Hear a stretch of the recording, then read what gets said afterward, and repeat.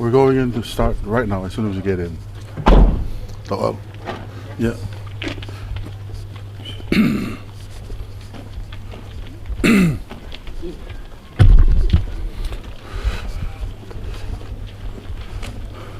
Malo, malo.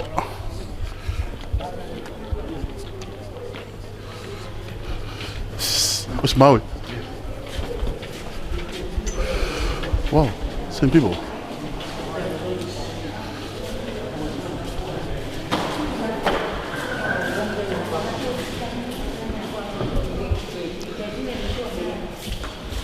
Ai na un mai ki mua. Ha ka ko mui o. Kau ke fine ko mo mo por ake fa ko ma ke mo ta ta ki mai ki wan.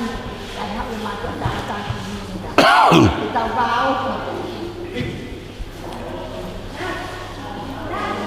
Where's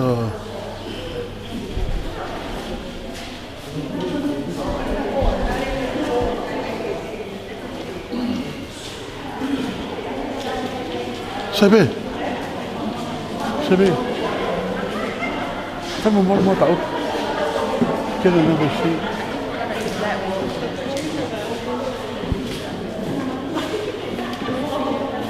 Right there, use that wall. What? Use that wall. Right there. Yeah. Malo ngau. Itu set. Thank you. Sayangnya. Yeah.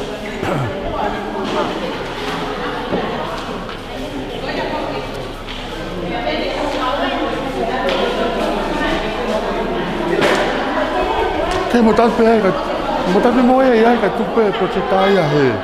He just switch it. Because I want to capture you in the video. We're going live. It's already live now. Oh, okay. So you guys sit there. Yeah, it is already live. Yeah. Kung may hame ako kihanga puro mehin.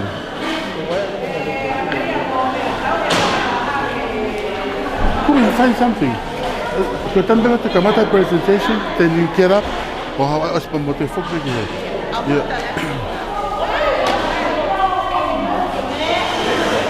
Yeah. Satu kaya teo mai sea ko uhinga ko mo tau ti mui mo hau ki mo ka ha ka kaya tau tu he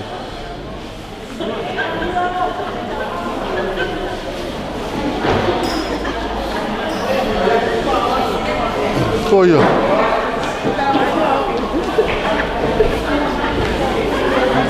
ko tau to fa be sea ka mo baba ko yo Malo la mamá, que sea mo ko. Sai be. Yeah.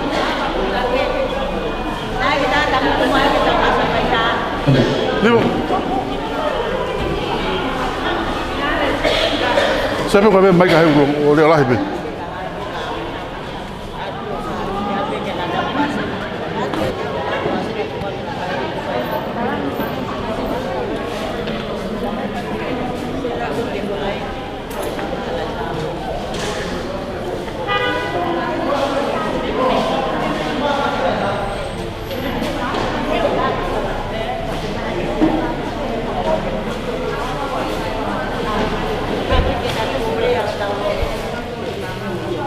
Alwafe, o tonga A3CT ko TV ko tonga live time o tonga live ko ya ke ai o fehui ki mui ka pawa ni wana fehui ke hoko o e tuka ka kai he live ke nau tari pa nau tari ka pa ko hai o fehui mui ke hoko le ke e ke ko hai wana fehui ke pa no mo fa papa mo tata pun mai tai ni o ai ke te live ko nga ke ko hiki he TV ko e to e lotonga live he tai ni ke ai o fewi ke ma o re mai e ke pepo ko hata wa ni fewi ke mo hoko le mai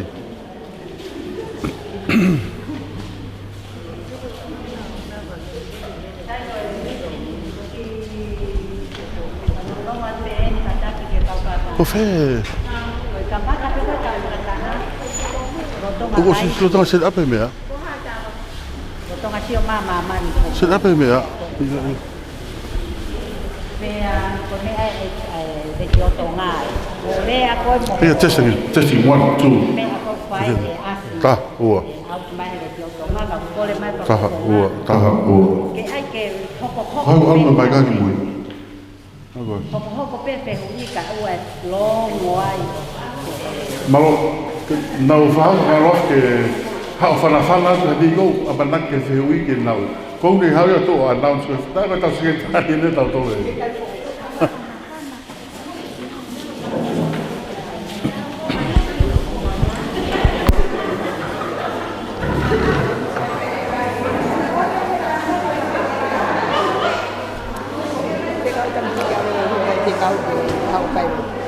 Sai pega pa fenga ta mak. Wa ha pe ko ha ni he.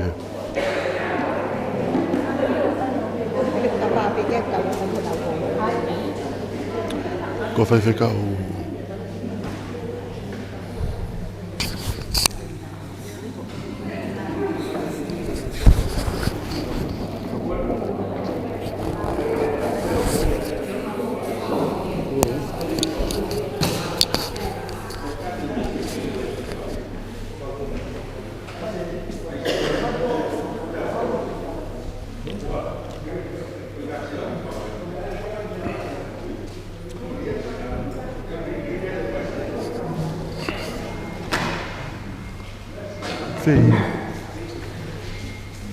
Fei Vicky.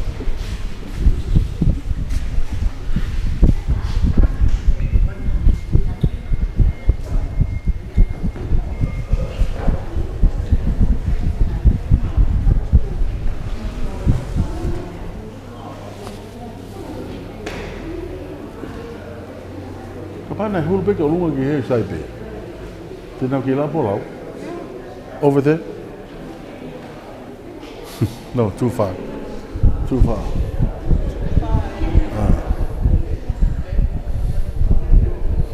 Nei pe papai ap ne me. Ua pe fu patisini ap ne me to mai pe o foto. O hua be me.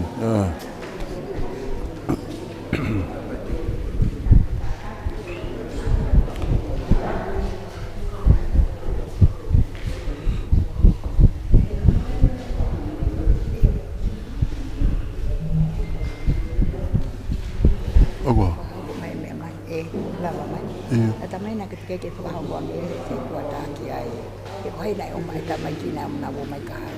Na ko tamai na nau hau pe ki he. Patalanga me he sai pe he whakahoko ki he se tuata. Ko se tuata ai nei. Ka se kong tamai. Ah, okay.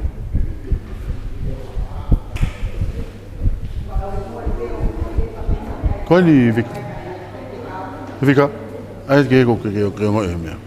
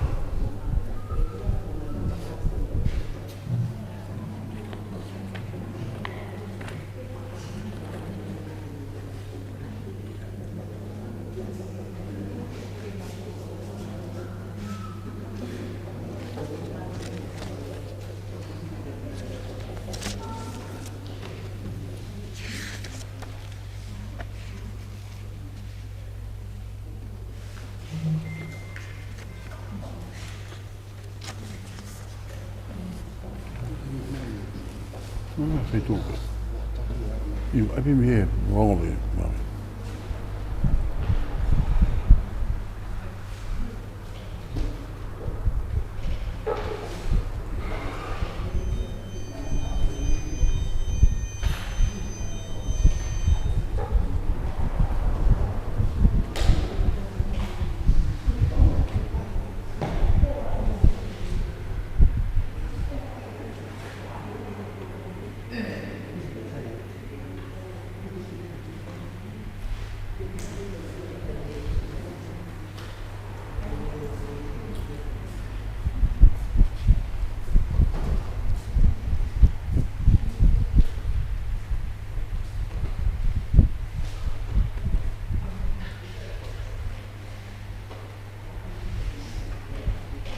Si.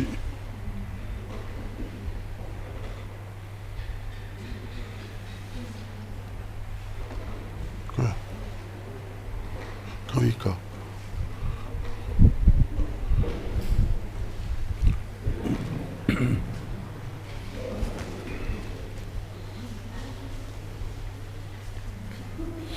Nana ku mo wai e ka tau ka mata peta toro. Pe me ya mai. E ka ai ki ka falu. Ko si yo mai. Ia. Kita ni ko ta mai ya. Sai pe ke na ure pa pe.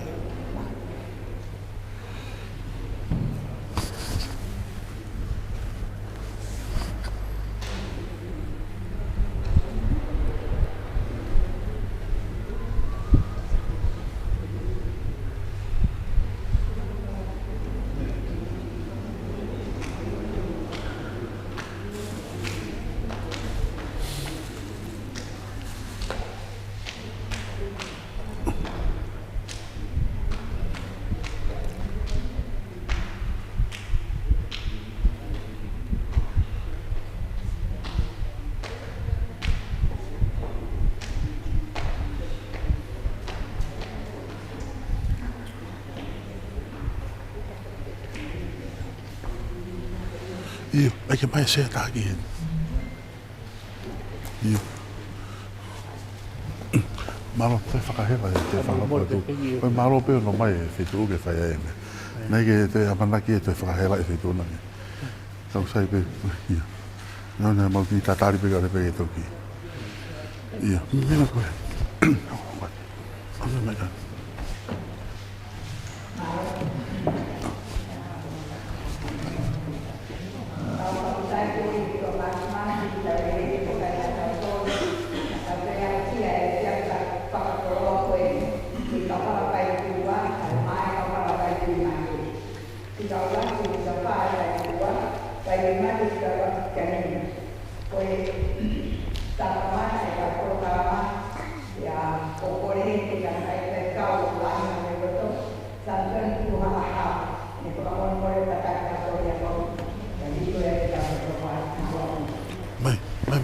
Mai ka. Ai ka pegi he. Ano ke? Si, malo.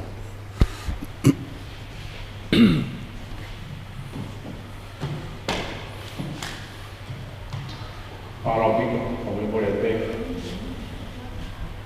Kalau mak, kalau baik, pergi lalu. Kalau baik, pergi apa dia. Pergi sama dia tahu, betul. Tapi lebih baik itu di dia mampu manfaat ini, manfaat ini. Ekor apa, aku semua nak lorot. Jangan lalu dia mati dalam dia. Jauh hidup, ikut betul.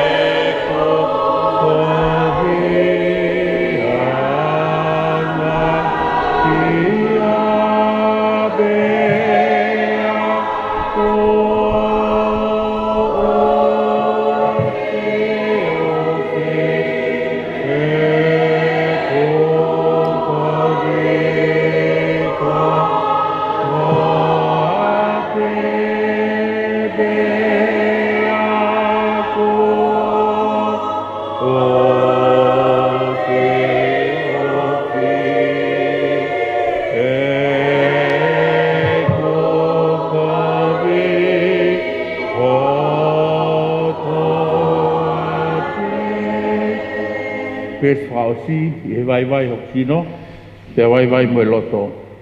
Te popo he taurani, lau maari hori. Te ongo o ilo ai ofata ngata. Vai ho kino te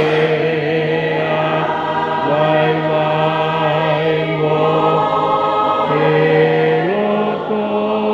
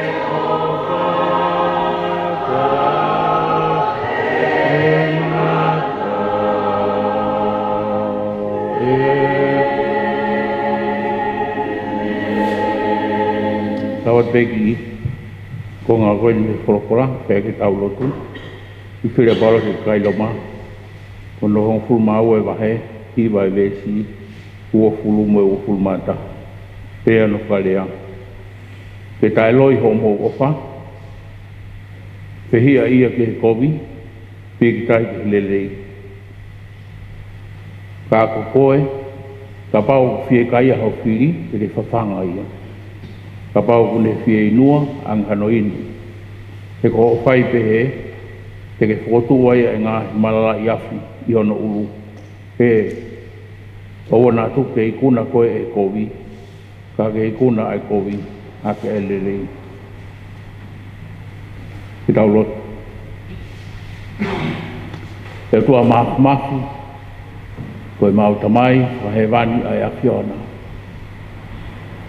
Hau awhio, ko koe o kuke ao niu, I langi mo mamani, I taimi mo I tāniki.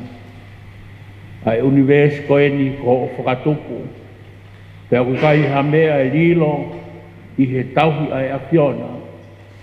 Neongo ha potu li e kina o kuau e tauhi a ho awhio ke ngata anga o e langi.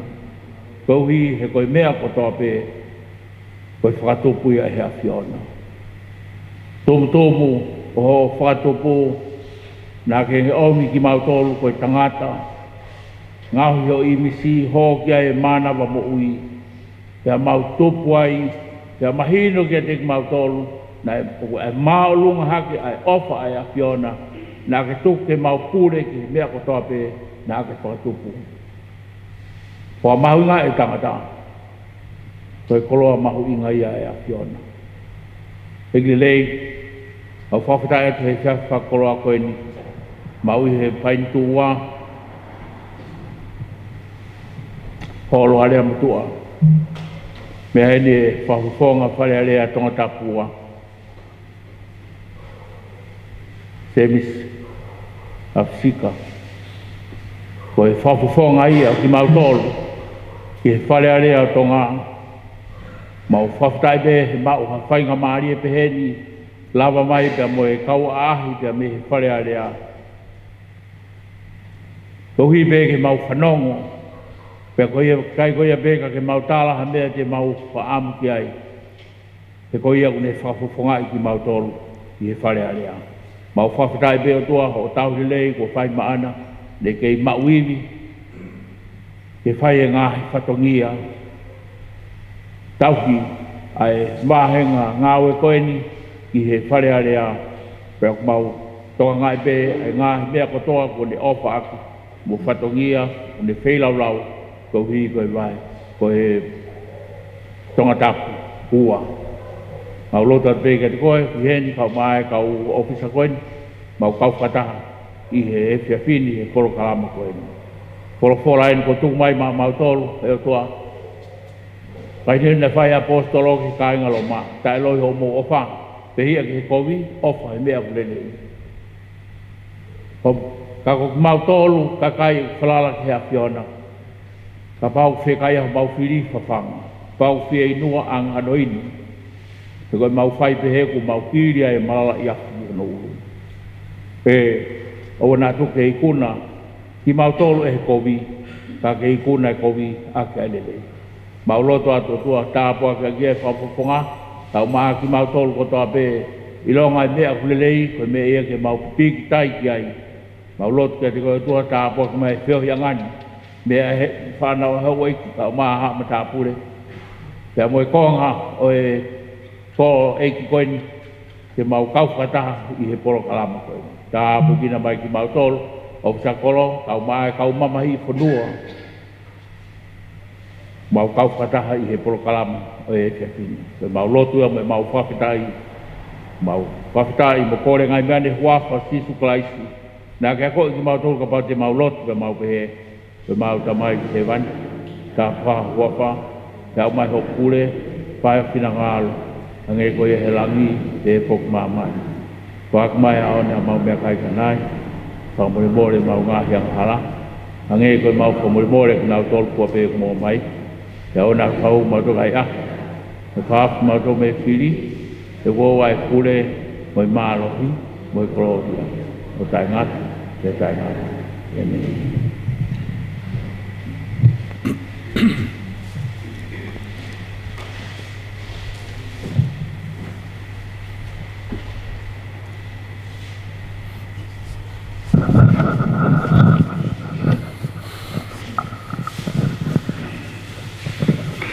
Korge o whamarmaro he ngahi talawhatapu ka e hoko atu e whatongia mawhatutuko ia o e Whiawhine ko tomu a tukpehen ha whatapu ki he otua o ki he tau lotonga tapea mo Lord Whilakep me whare are o moto atu ha whatapu hen ki he ofisa kolo ki a Vika Kaufusi tuka whatap make hen ki he whai whekau, ko ne whakoloa ki tau tolu he Whiawhine, e ka mataanga koia o e whataha koia o e Whiawhine, pia ko whamalo, ko hi ko hono whakawhainga maari e, o e holo are motua, ki he whai whekau, pa pehe ki he setuata, ke whahoko ai e whatongia koe ni. Ko taha ine ngahi whataha, ko tō tōni e he whare area o tonga, mo e eksea e whare area, ki he whafofonga,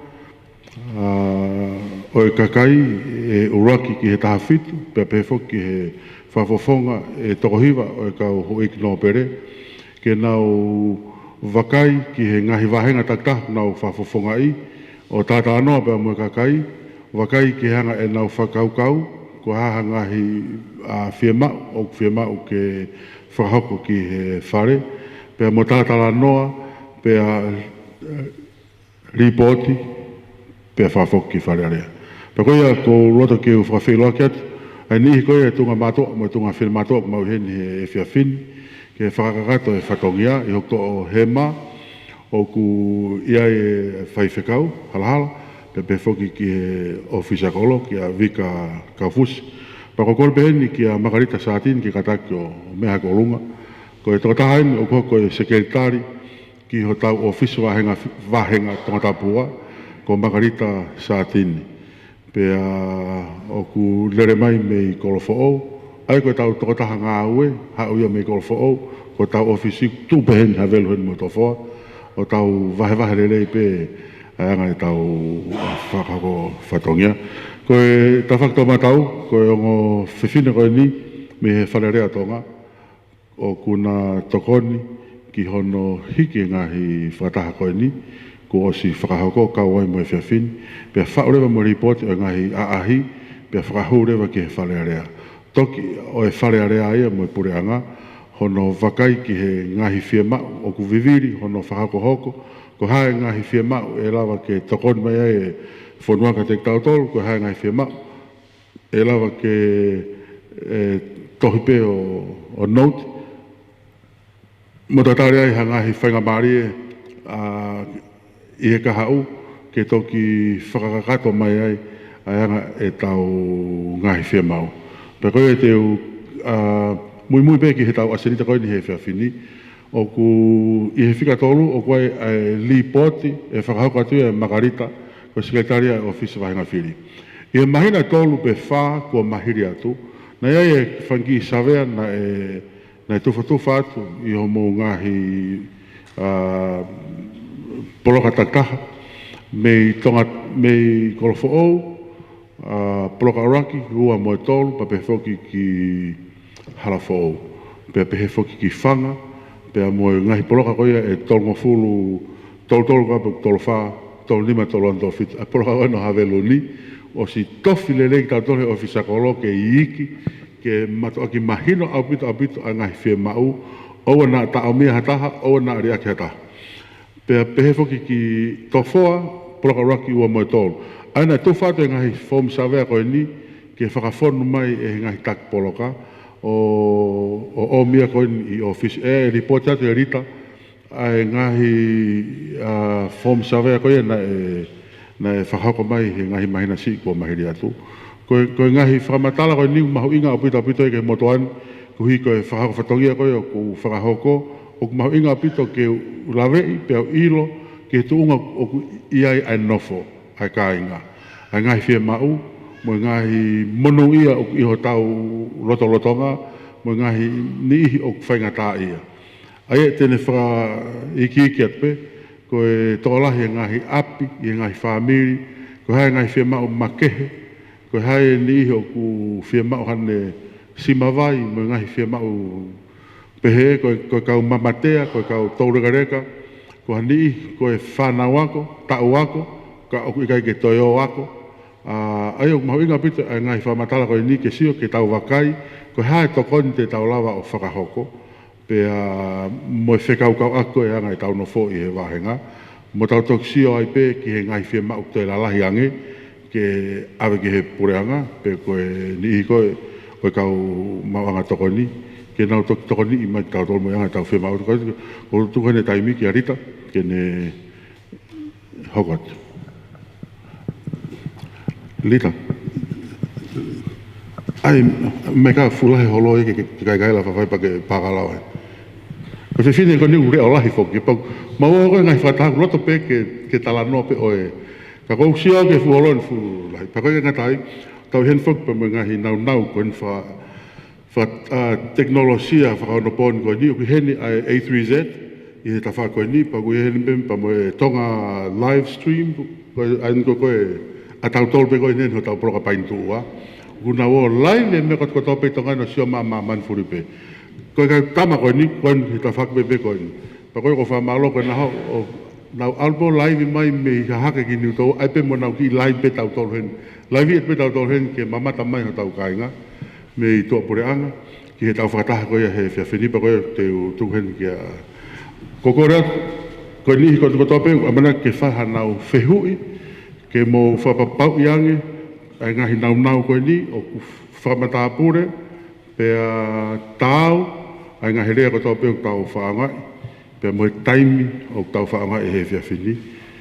Ko hia pe koe ni koe nau toi mamata mai ke tau tō, o koe ke ngata behen, i ho tau whare, kau koe kau mai mo ni me i tua, mo tau tō he whia whini. Malo. Ko kole ke whakamalo atu i he ngahi tala whakatapu kotoa pe, o atu pe mei muani bi whakafufonga, se mi sika, ka tāmua mo au, ho mo sekelitari, mo whine mo tua, whai whatongia e tau ofisi whakawahenga. Ke ui ke o atu ai ki i whakaiki, o e savea, na mau kole mai ka ki mo tolu ki mo whakahoko i he kamataanga o e tau. I maasi mo e peleli.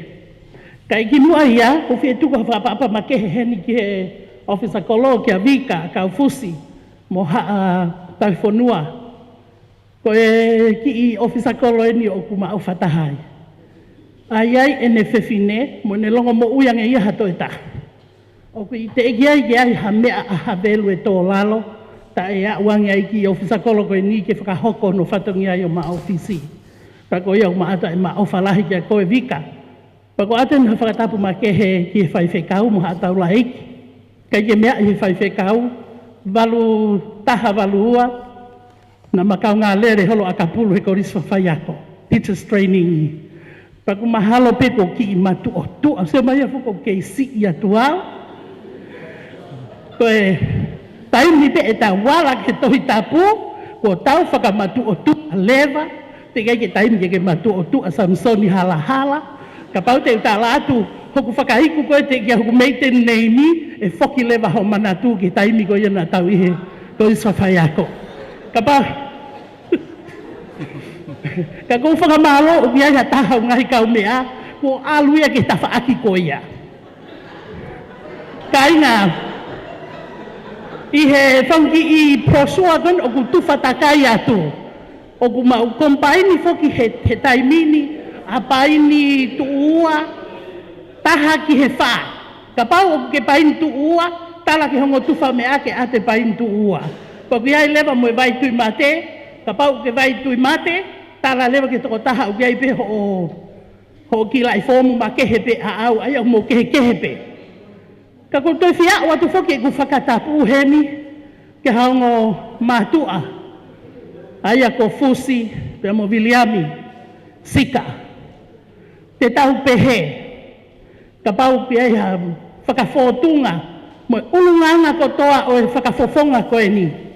Ko e ola ia, o e whanawhana, me a mahalie, mo e whanawhana, me a mahu inga, a Viliami mo fusi, o ku whai ki foha koe ni.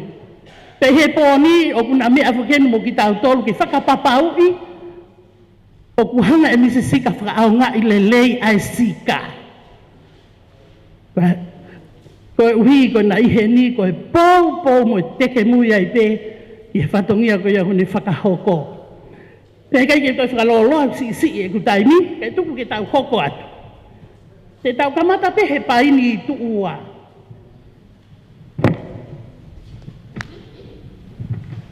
Paini tuua poloka ulu aki, na e whai mai e whakahemata ki a fusi.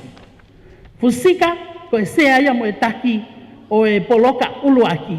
Ka taki fusi, ko ilo pe kuna si koe, o fusi e.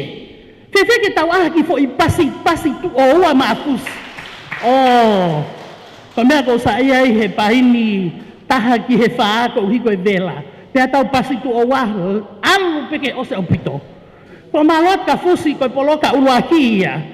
I e poloka hono wa, ko e sea ai ko kau fusi taufa. O lockdown ia kau fusi, ne lava pe hono ki whatongia pea me atu ki muri o lockdown iai. Ko e poloka hono tolu, ko mahakoni unga. Mahakon? Ok. Malo au pito mahakoni, ko hoiwi moho poto ne whai aki ki i savea ko ni te mausio ki ai he poni. Pea ki he poloka hono whaako tala noa mao. Tala noa? Ok. Whafofonga ia tu pe ofisa kolo. I kai na aku tala atu, ne ongo ene CECE, me ako toa pe a havelu ako tu pe a vika ike. Tāpuni pe me a havelu, wana aongo a havelu ki a me aku to. Whamalo atu ka vika. Ko ngā lalahi na om na whai hiki savea koe ni, koe ngahi information koe ni, fu pie mau, koe uhi koe visione e tau whakafofonga, kua pau ke whakafowia he ilo pau. I kai ki tau toi fie maa e tau tole tala noa ngutu. Fie maa opi ki tau wala, mata i fika, ala koe pepa, evidence pau. Pau iai vahe rewa ke ngahi mea lalahi koe ni. Koe whaamiri poloka koe a fusi, koe ngahi whaamiri e taha fitu. Pau iai moe whaamiri e ono nofo mai ki whaamiri koe ni e fitu.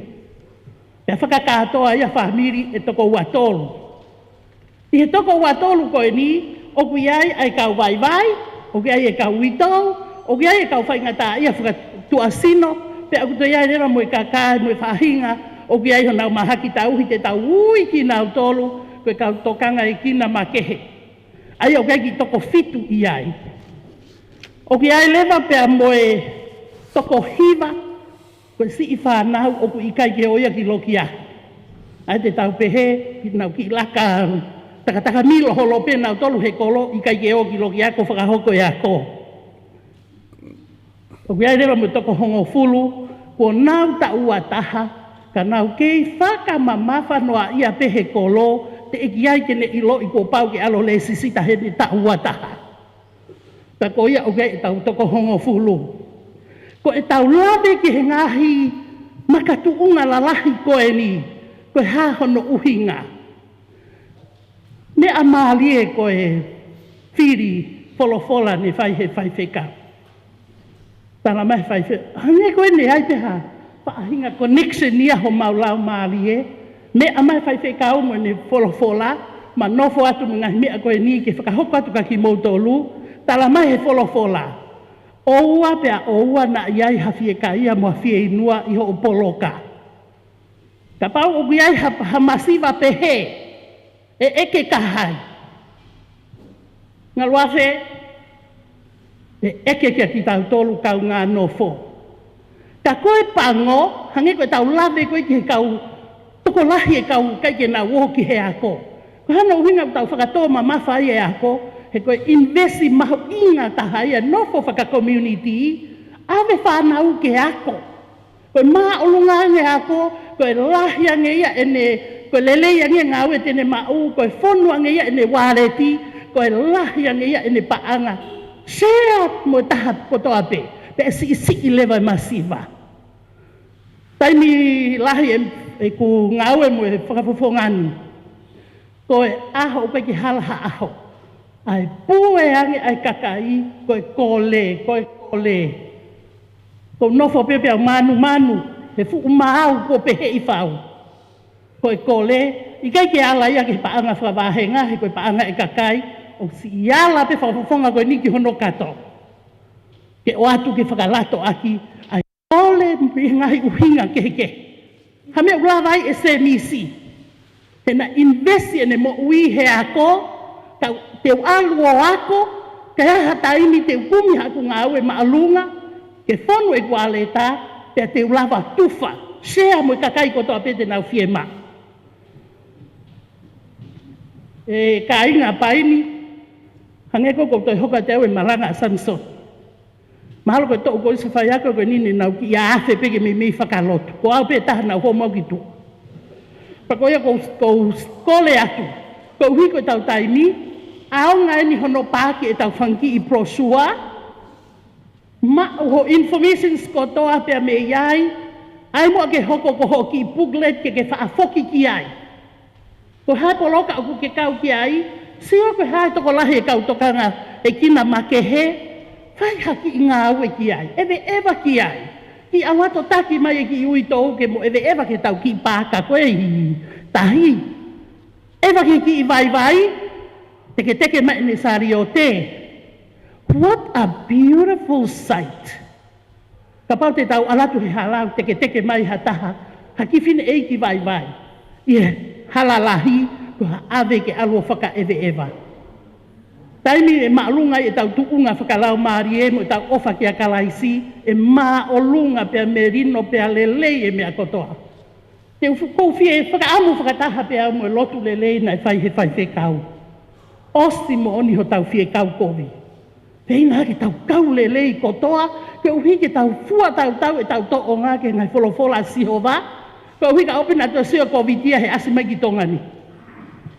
Sai, koe paini ia, pa kou kole te kau paini, mo toksi mea taki apio lau. Ka pau o kuiai ha whakatonu, o ngahi mata i whikani, ko e ku kole, teke mea ki mui ke pesi whakamui he takafi, teke mea lelei po pe ke whika telefoni ho tau ofisi, ko e wafitu noa tolu noa. A ka ma oni ke mea ange. Lita, o kou tātu ke whakatontonu ange, ai matai whika koe ni na as he tau ki information sheet, ko uhika ki hanga o whakatontonu mea koe ni na aku mau e au. Ka kou tui pe te ke whau mau pe he taki kulupu. Mea ke taki kulupu, whaha ki ai o whakatontonu, pe a osi pata refer ki ofisi. Ko uhi ke tau update pe e tau ngahi information ni, ia whahinga taimi e toki fie mau ki tau ngau e aki. Koe kau vai tui mate, ia whehu e kau paini. Sa, malo au pito, e tau hoko atu ki he kau vai tui mate. Koe kau vai tui mate, koe poloka e nima. Aia koe poloka uluaki, na e taki mo sea mai ai o hola lie. Hola? Ok. Vika, malo au pito. Poloka ua mo tolu, na i whakataha i pena ua, na i whakahoko ia e siare tā ufa. Malo au pito. Pea koe poloka hono whaa, koe sea ia i ko puri tuita. Puri, pea koe whakaosi lewa, o kutoe puri tuita mai pe ia he taimina i angia e fōmu. Sa i peka matoki ha update mo vika po information ko ia. Te tau kei, tu uta tau pe, he ngahi te fito i me alalahi koe ni e whaa, ka koe uhi hange koe pulawe. Ko mate fi whakamatala ia te ngahi me amo lahi o taimi, ka koe uhi koe no e taimi, tu koe taimi ke whakafonga ke whakahoko toa ke tau ngahi mea lalahi o tau fie whanongo ki ai. Ka ke mea lelei hi whakotoa pe ke ngahi mea whaia e tau pōpō lawe he lai pepa, te ke ilo lelei e ngahi mea whekau aki mo vai tui mate. Sio ke tawha aki whakakātoa, Katoa vai tui mate, koe ngai whamili e te au hongo fulu. Toka ngai kina ma ke he toko tolu walu, i kai ke yo o ako toko nonoa, mo i kau te eki ai peke nau le sisita. E toko whāwha. Tuku ke whaka ose atu aki o kuiai o whakakau heni, mo ngahi fie mao vivili. Katoa ngahi poloka koe ni, o si lisi atu pe, i ho mo poloka e ngahi fie mao vivili na mo omi he lai pepa savea. Wah e ngahi mea ki ai. Te hangi ko e lawe ai whakafofonga he ngahi whakataha ko ma o si tu amai me ai. O kuma i he ofisi, whakautua he ofisi. Ka o kui ai hawhainga fie mao whakakulupu. A tāle leipe ofisi, ke ma whakailo atu e ngahi mea te mo wala lava, kuala whai ke mo apply ki ai. Taimi lahi, ma tuku e ofisi ka malere atu maua whamua maua he taimi, o ku whai ai e ngahi kole peheni. Pea ki mua koe ke mea takutu ki lalo, o ki ai ki ino ko viti ai kakai whewhine. O ku peseti e taha. Ko uhi, ko ui lope ko taimi ko tope o swataha tau whakawawawari. Ko koe pe o ku ke fie no te alu ki whale paanga. O kole hao no, kakai whewhine atata pe. Pea, te ke lava pe o no whakatau taha, pe te ke no ko ki kulupu whakalakalaka. Hangi ko ki poloka uwaki koe ki poloka wha. Te mo lava lele pato. Mo wangi ofisi, ma oha mo fomu, te mo mea lere mo ia ki whale paanga, o koe ke whai aha pange. Whai pe whale paanga. Koe hui ki ngahi mea kotoa ko mo fie ilo ki ai. Mahalo koe ki li poti pe o ko fie o atu, pe kau aki pe mo poloka, mo ki mea makehi koe na kutoki lawe atu ki ai, tua ofa atu.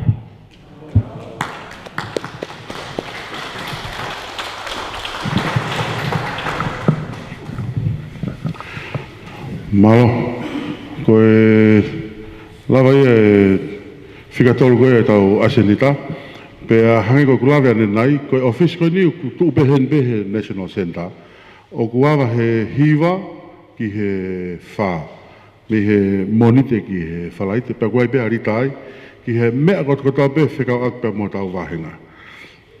Neu lava ane nai whikau akpea mo whakataha koe ni, pe mo uhinga hono whakahoko, ka koe whakai taimi ni tau toki tau lakpe, i he ngahi whakataha peheni.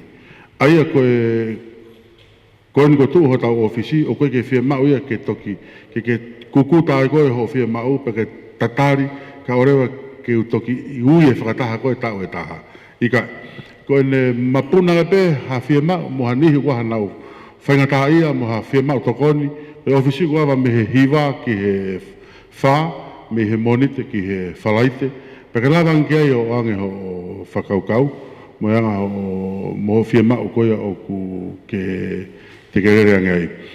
Ai he taimi tatau i he whia whini o ku iai ngahi mea o mahalo pe ko mo os hau koe mo ngahi api, ko mo os mateu teu ke eke mai i he whia whini, ke whamala ala pa mo ngahi whihu pe mahalo whia mau pe ke tau whanonga totoa ki ai. Pe ka tau rewa koe ha ngahi whakaukau, mo ngahi whihu ia o ku fu preperengesi, pe ke ongo o ikai ke fu whia maarie, ke vai mai he whia whini, o ikai ke o atata pe tau ofisi, toki lava mai koe ki ai, o ka pau ke loto ke whakahu he ripoti, o mai ki he tau sekretari, ke toki tāna ke he ripoti. Ko wepe koe whiawhinu ki maulolo e tau iheni, ko mahau te utukat peha hoa e taha. Peka pate tau ki ovasi he hoa e taha moe konga, ka lau ke mou whoki e whiawhiat ko mou ngahi whamiri, he kua maulolo e po. Koe unga whoke taha ngahi uhinga o ki savea koe ni ke tokoni, pea ke hulu a ngahi tatak koe whai he moto ani o tau wahenga. O koe e fo i mau fuoloa o kua whatongai, i he ku whakafatongia koe koe whafofonga, i he tau hengo fulu koni kua toki mahiri atu, kono tātanak mai e ngahi whia mau o omi he taim peheni. Peko o lawangi ki he ofise whafofonga, i he taimi pe. Hange o koe e fo i whakakaukau fuoloa, ke laku katoa e tau whia mau ki he whonua, moi poreanga. I he tau koe ne whaa kua maheri atu, lo tonga e whatongia i he kabineti, na o lava ke o te sio ange o te wha ata, o te wha lahi ange, ai anga i kuwakai, ki he anga e tau nofo. Moe masiva ko ia ho tau whanua o tau nofo ai. Hange oku tātānaki a ngai whiema ko toko tope, moe viviri ko toko tope, o omi ki awe ke pure anga sai. Koe meni koe nau whatonga koe ni. Aina mahuinga i koe savea koe ni. Ke o mai hangai whamatala, ke tau ilo ko toko toa ki ai, pe tau whewaka wakai aki, pe tau whekaukau aki. I e tau ngahi whiemau, pe moe tau ngahi whiemau toko ni. O koe ngai information hene o mahuinga o pito. Tau pepe whakatātā o koe a whanau tō lahu nau tau ako, ka o koe toi o ako. E whiemau rewa ke ilo i koe haho no uhinga. I kai ke fu tau pe whapotopoto ke tau tatari ke toki hau pe tama toko ni i hono taimi pe o ona o toki hau. Taimlahi e fu tō mui. Taimlahi e nofo ai pe o moutari ai pe a pehe ai pe. Ai ko uhinga e savea koe ni ke tau whewakai aki pe tau whe ilo ngaki ko hai o nofo he ako pe a eke ke ilo ke hano uhinga. Taimlahi koe uhinga whapaanga. Koe kei ke lava to tongi ako. Ai koe ngahi savea koe ni te tau lava pe o tau whe ilo ngaki pe pe tau lava rewa o address o toko ni e fo i palopare ma i hono taimi. O toko lahi pe ni i hek tau tolu te tau lava o toko ni a whapaanga hangahi whaamiri o ku i kai ke mausia honau iwi ke ave whanau ke he whare ako. O te kono teu e whanau, koe kono teu i pea maia pa mon whamiri. Koe teu ia mai whonua. Aia koe langa whonua koe tau whai koe ke he whanau, o koe ke whai pe ma ai toko taha koe ia pe kono whamiri. Mahino pe koe whatongia ia ta mai moe whae. O te hoko pe koe whatongia o e au loto, moe koro, moe whonua. Nau whatataka ne nai e mga meu koe taut maa lua hene o tu mua. Ko api koe si mawai e tolu. Koe si mawai e ua o tunoa ia pe. Aia koe whatongia ia o oku. Te whatataka pe. Koe whatongia ia oku ke huki tua o wakawakai na kuai hau i tau pe ko hataha o kune whia mau si mawai. Pe te atewa e au si mawai ke toko taha koea. O ikai ke tau tatari mau pe ke laku pe ke pure anga e mea kotokotoa pe. Uai ngahi mea lahi anga tau nofo, te tau lau pe whamaa opo pe, i e tau tolu pe. I he whaamiri, i he kaunga api, i he poloka, i he kolo. Pea katoki ai hangahi whia ma. He gai ke au kei ho tau iwi. Pea rau toki awerewa ke pure anga. Ke whahawakai, pe e lava he pure anga. Moho nau ki iwi si i. Ke whakatoria e tau loto, mo tau whia mau. Ai uhinga pehe a ki savea koe ni, o kuai ngahi palapare malahi tau taknof pe mo tau ngahi api mo tau ngahi poloka, koe ngahi toko ni o iho ātaka ipe, ngahi kau ngā api pe. Koe tahai ngahi mea nau toki wakai o mama pe mahino ke te au, i he wātaimi koe nau hokai koe whafofonga, koe ek minister ki he ngahi potungawe lalahi, potungawe tanuhala. Sai te tano whatatātua ki ai tanuhala. I he aha kotokotoa pe o e whakawhatongia koe minister o e ngahi ngawe lalahi. I hoku matapā o tukituki ai ofisa kolo, ai whaamiri, ai potsiasi, ai poloka, ai kolo, koe whaiwhekau, koe ngahi reunion, koe kore tanuhala, koe kuruptau tuu, koe kore tanuhala. Mono hala, moe tanuhala. I he aho kotokotoa pe. Pa koe ngata pe he oang koe ke he ofisi, o te oang e ke he apnofanga. Koe iwi tanuhala koe e whonua, na e whenga pe moe 5 miliona. Koe pachet tanuhala ia ai whonua, i he taim nau whakawhatongia ai koe 5 miliona pe. Ki hono tanu, mo mono, o e hala kotoa tongani, me niu to oa ki haa tafu, me i tonga tapu ki niua. Katoa koe 5 miliona pe. Koe whakafuafu atu koe, ai mahu inga kotoa o ngahi kore koe nai o mai. Pea mo ngahi whemea aki koe i he wharearea. Mahino whoki koe tanuhala, koe kawe inga tālanga i lahi taha ia i he whalearea tālu me kuhu o whawhonga whalearea me wāwhenga fulu o a mai ki he aoni. Koe tanu hala, koe ka veinga tālanga i lahi taha ia i he whalearea. Ai o si mahino a bito koe whia mau viviri. E taimi koe nau whakafuafua i atoe koe e au ai mahu inga kotoa ngahi kore kua o mai, pia moe ngai hala koe anga e kuwakai o whia mau koe ke whakarere i, e whai atu he nimange au varu ngau miriona. Lau ngau miriona ia. Ai ngai whia mau koe ke whakamā opo mo whakarere i ai ngai hala pore anga. Ho tau ngai hala pore anga. Ka, koe iwi na e 5 miriona pe. Koe ngau e lahia, o e pure anga, mo e pure anga, o ke ngata pe, he pure anga koe na o whawhatongi ai. Ka koe pure anga ki mua i te au. Mo e pure anga ki mua atu. Mo hatau e pure anga pe. Hono whakapapau i, o ku hanga he e iwi 5 miriona, o whakatoria ai whia mau launge au miriona. Ngau e whangata. He os mahino ia e ai e hala e tanu, e ai e halalahia te ke tatari koe. Ai koe uhinga i o hange koe o wha uhinga i o pehe, o koe ke whaihe pure anga i a hanga aue, o koe ke whaihe potunga au i a hanga aue. O ku hala, he koe 5 miriona, tene lava pe o whai ai ngā aue 5 miriona. O koe ko ha whano, ke whano i ke toe hongo fulu pe wanoa. Koe hae mea e 5 miriona tene whai, e 5 miriona pe, ai result koe tene tuku i mai. Koe hae lahi whia mau, lau ngau miriona, alo walu ngau miriona, mahu ko sai o tā piriona. Aia, koe hae tataki o e taki mo e pure anga aha koe ia, ke whakatori a ngai whia mau whatatau mo i ki i iwi. Pakauksia koe aku, o koe ka ngata pehe tāna hala, mea kotoa pe. Koe ako, koe mo ui, koe tautai, koe ngoue, mo te whakatau aku, mo ngai sektoa whaikanomika. Koe iwe whanua, o ku sisi, koe whia mau, o fura. Aia koe hae, whakapotopoto taha, e whai he pure anga aha koe ia, ki hono whea i whia mau. Ai, o kune tā taki mai, a whai whakaukau koe ini, ke whai ha savea, ki he hanga e tau nofo, he guai ngahi whia mau ia ko lau tau, hono puke mai. Pa guai ngahi whainga tā ia ko lau tau, e nau nofo wharepe, mo ngahi whainga tā ia ko ia.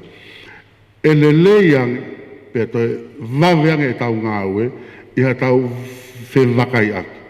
Tau whekaukau aki, tau whelaka aki, ho tau ngahi poloka, pe tau wahe, ai ngahi koloa o whakoloa ke o tuak tau tō, i ho tau ngahi wahenga takta.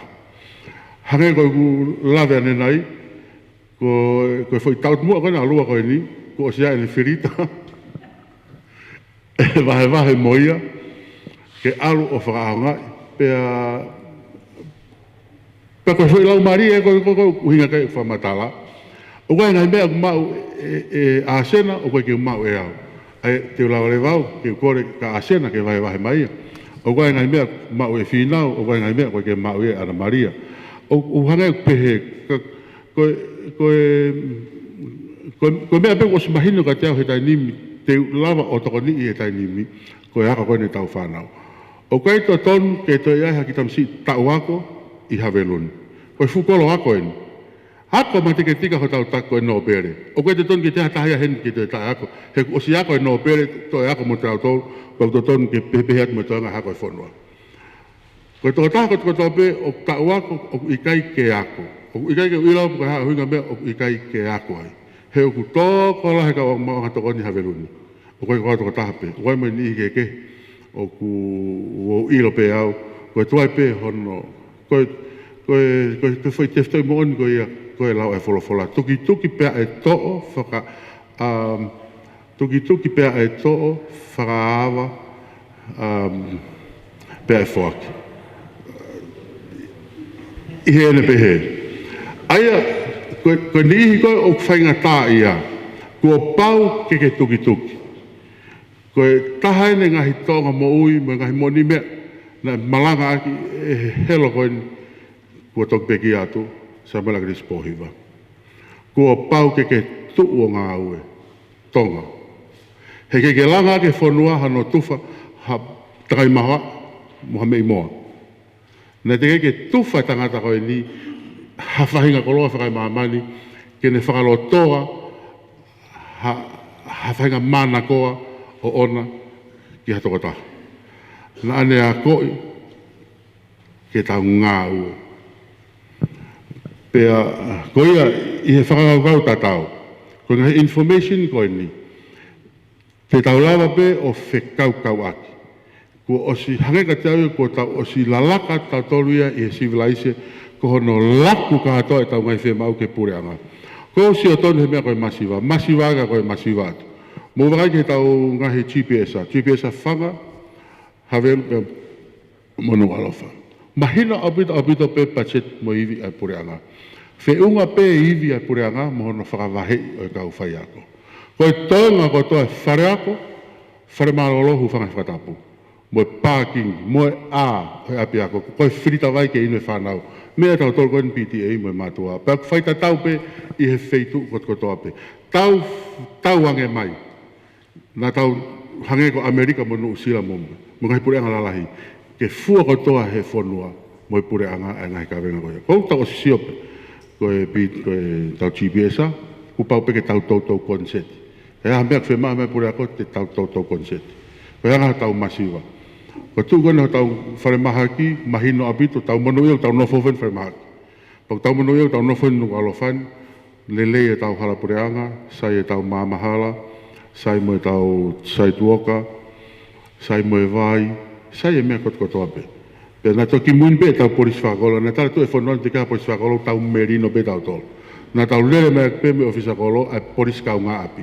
O te ha polis whakolo ia. Ke heko pe koe kau ngā api koe polis. Ke heko pe mehe ap koe, whai mo tā telefoni ap koe, me ap koe report ka polis. Na tau polis kau ngā api he tau re me pa tau merino pe. Ko ngā fuk whai fuke ki tufa paanga e tai nimi a polis whakakolo. Pak tau pe he, a tau polis whakakolo ke tau kau he tufa paanga. Ke tufa kone ua mano ni mawhi kone toki osikoni ko koe i he COVID tahiwa ke whakaivia kau polis whakakolo. Tau whakatua tau polis whakakolo ke tau kau he tufa e me. Sirin koe ni pak toe lelei ange tau no fo he tai nimi i hono whakatu koe ne ngahi polis whakakolo. Toe maluang i he tau whekau kau akpe. Ai koe whai lau mareta tau pia ngai whakataha. I he ki savea koe ni koe nuk asi he tau polis whakakolo. Uomi kotoa, koe ke whahavahe, koe ke aha whahinga monu ia tufa, koe eme pe roto o whawhanua. Ta ko kurea koe ni, ko whatara pe ke omi hanga hi whihui. He koe ku malanga pe koe ni, o sika mahal tau mohe tau hen ke he lot pongpongena e wesirana.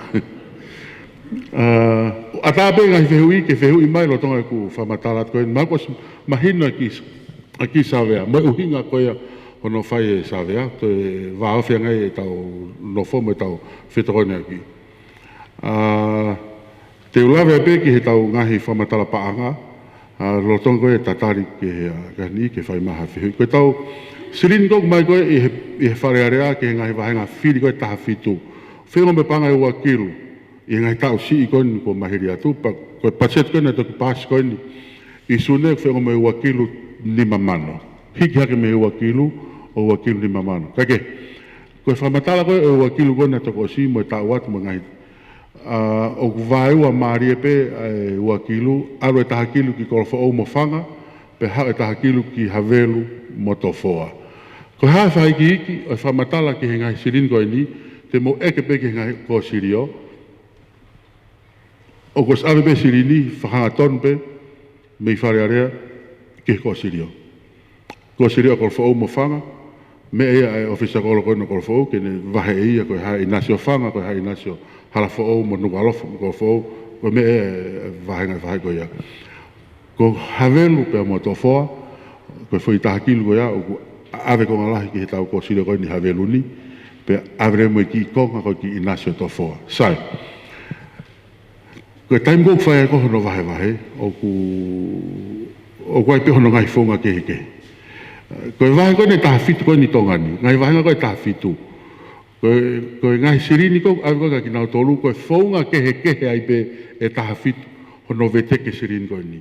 Moe ngahi ngau e kwhai a kiu kehe ai pe. O kwhai teria pe whawhonga, koe ia pe o mawhai ki hono pure i mono rewa e sirini koe ia. Ka koe, anga koe tau tu a tau tolu, o hiwhai au e mawhai, whai tutuun ke sirini, ki he ngahi ko sirio.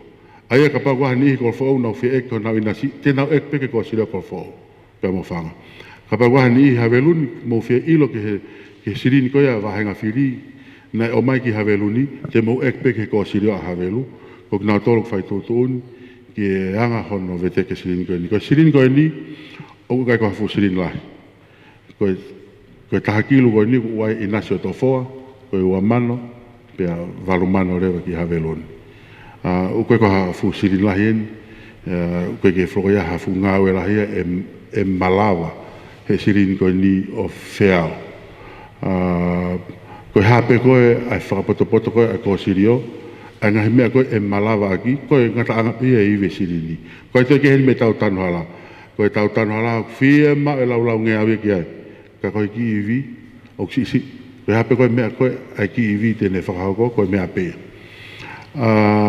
ka pau te tau lau fo i ulu o hange ko ngahi wahenga ni e me mi lahi nofa sirini haveluni hen o tau to lahi whawang tau to he toinga wahenga whiri futo si apita to fo pe ki konga si pe fo to fo ka mai pe ki to lahi mo ko fo pe mo fanga o to lahi nga pe haveluni ko fo ka to ai ko i tonga tapua pe mo fanga pa pa le e lau fa foi ulu e tau sirini e lahi no fiska i kai ki wongoi o ku toton ke fai e fahinga o ku ui e au nga e fa hinga ko vai vai so kitai ke vai fa foi ulu ke fusia o e au ai futola ko havelu pet to ke sirini hen havelu ko gongo ya ku nga pe ko si fa poto tau vai wa mari pe e tau tu fa so kala fi a pe presidente mano corvo presidente mano ki hen sai ko tau foi ta kilo ko tau tolu e me ta tau pe ka tau lau foi ulu mahal pe a ni ma fa sirina to fo o ki va si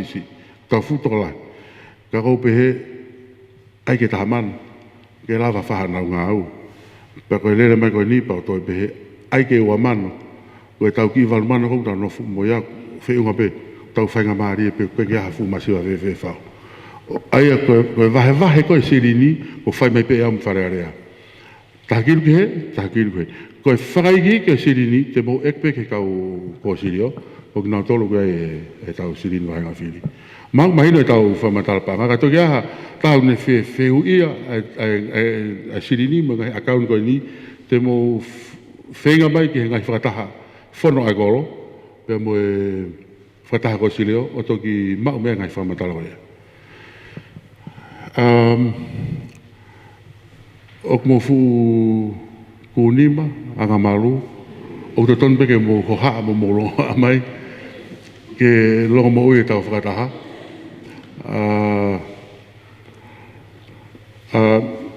ma sa ke alge ki save ko na to osken him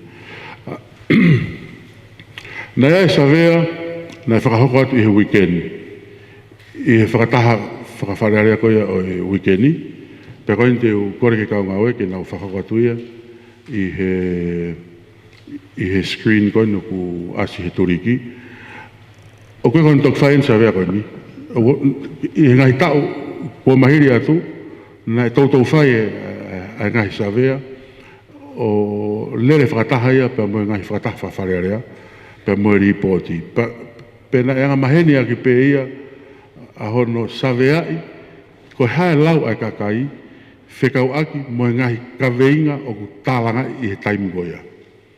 Ko taimi goia na tau tālanga i ai kokoi pe whai e spoti, pe i kai ke whai e spoti, na usawea i au e loto kakai he taimi goia, pe na ea nola. Na ea e taimi na savea e ngahi public facility, ai ko ngahi whare marolo public, ku whangai whatapu, na e osi mahino me koe, na e lau, ko hae ngahi api o ke iae ngahi whare marolo ponu hu whare ngahi whakatapu. Na mahui ngā pit ke ilo ngahi matai whika ko ia ke tau sio. Ko hae ngahi tokoni te tau lawa whai ke upgrade a ngahi mea ngā ue koe ni ke toe lele iang e angai tau nofo pa mo e whekau kau aki. Ai na lahi apite ngahi savea na whaiki mua. I he savea kone tau ni o ko ngahi whiko ni ko ngahi whifa politikare kaya kaya savea whaka ekonomika pe whaka social. Whaka social, kaya ngahi whihu i whaka ekonomika pe na e o atu pe ke tokoni o ku tautou o hake ngahi whihu ko ni i he loto ngani. Paku mahu inga pitu e ke he motoani, ko savea ka ni ka savea ia a hatni ihi. O ka savea ha pati pe ka savea ha kulup. Savea pe moto an. O ku ikai ko to tahau ko manako ke faarea pe te fafekiki pe te tau pe pe rea noia pe rea pe ko hinga pe ke rea ke mo fano mai ko rea.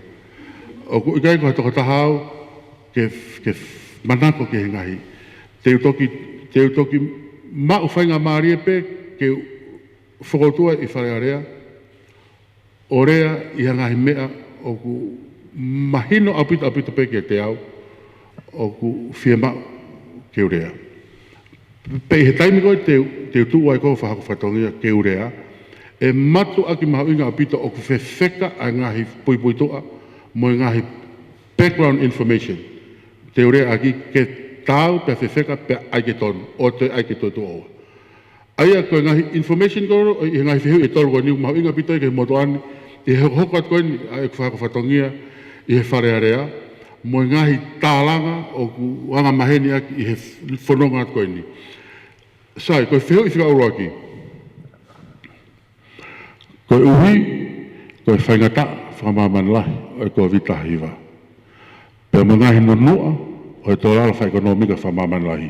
O ku tō tono nai ke whakahoko ai programa tanuhala tolungea miliona ihe koe tari, tainimi pe koe kahau. Sai, ki mua pa whamatala ke whiu whika ura koe ni. O koe roto pe ke whakamahino Maino fo koe kawenga koe ni urotonga tālanga I he taini. Tanuhala koe ni tau whanongo ai. O ku mahinga apito ke mahino ke he tonga kotoa pe, o ku ikai ke iai ha taha, o ku ne whakawhepaki e tanuhala. Hala apito ia. Hala mangahi whakauhinga koe ia. Tau hua whafonga wharearea I hoa whenga furua o mai ke taoni, koe kawenga eni, mo e whia viviri eni, tālanga I lai taha e whare. Kai ke ngata pe I he koro, mo e community, paktea ope o alu ki wharearea. Sai, I sune taoni, na tau pasia e paset ngau e pureanga, nimangeau miliona tupu. I he nimangeau miliona tupu ko ia, o I loto ai ai paset mei nimanoa miliona ai potu ngau e ngahi ngau e lalahi. I he nimanoa miliona plus ko ia, o I loto ai ai programa tanuhala fo I vote koe programa tanuhala ai pureanga koe tahanima miliona. Ai koe taimi koe na tau whakapase e patseti sune, u tau loto kotoa ke whai e tanuhala ai pureanga, aki ai tahanima miliona koe vote tanuhala ia. Ai koe na tolu miliona he tau e tolu ko mahiri atu. Pa hiki hake hongo full miliona, pa whai e whetong pureanga, pia koe nuku hiki hake, o tahanima miliona. Ai koe ngahi programa tanuhala, mo mono hala koe, na anga maheni mai he ngahi tau kua hiri, e hoko at pe. Na whai ake 5 miliona he tau e tolu kua mahiri atu, koe ni e whai ake tahanima miliona he tau ni. Ai o tau amanaki atu e riunga tolu, ai ngahi programa tanuhala, mo mono, na tau anga maheni aki, ai e lere. Ai o tau lotu koe toke tanu tau ngai hala. Sai, koe whehui koe ni, o ku tonu nai ke whakahoko a programa tanuhala tolongea miliona I he tainimi pe koe kahau. Ai ko sumahino pe he whehu I o tau lotu kotoa toke tanu tau hala. Koe ni e whai e tanuhala tahanima miliona. O ku taime whai programa tanuhala make hia koe tolongea miliona. Koe sirini lahi en. Sirini lahi apito en. Ke hanga koe tuu ko tau wifa pang koe whonuan. Koe tuu koe a whehu I o ku tau loto ke whakahoko en I he tainimi pe koe kahau. Ai koe whehu I en koko urotonga teka koe he tainimi I he ngahi tālanga whapolitikare koe he ngahi haawhanga. O ku tau loto ke whakahoko I he tainimi pe koe kahau. Sai koe tuka koe whao na whenga savea mo toko te au no walu na savea I he wahenga koe whao. Pea koe pesete ono hiva na nau loto ke to whakahoko I tanuhala tolongea miliona I he kahau. Koe pesete ua wha na nau loto ke whahako he tainimi. O ikai ke hanga he kalafu koe ni o ne tamatei ai foi vote tanuhala tahanima miliona ko o spase patseti. Lele leipe. Ai koe foi special project. Koe foi tanuhala makehe. Ai pare mia, pa me puranga rotonga, koe tolongea miliona, o kupehe he savea o kakai o kolfo ou.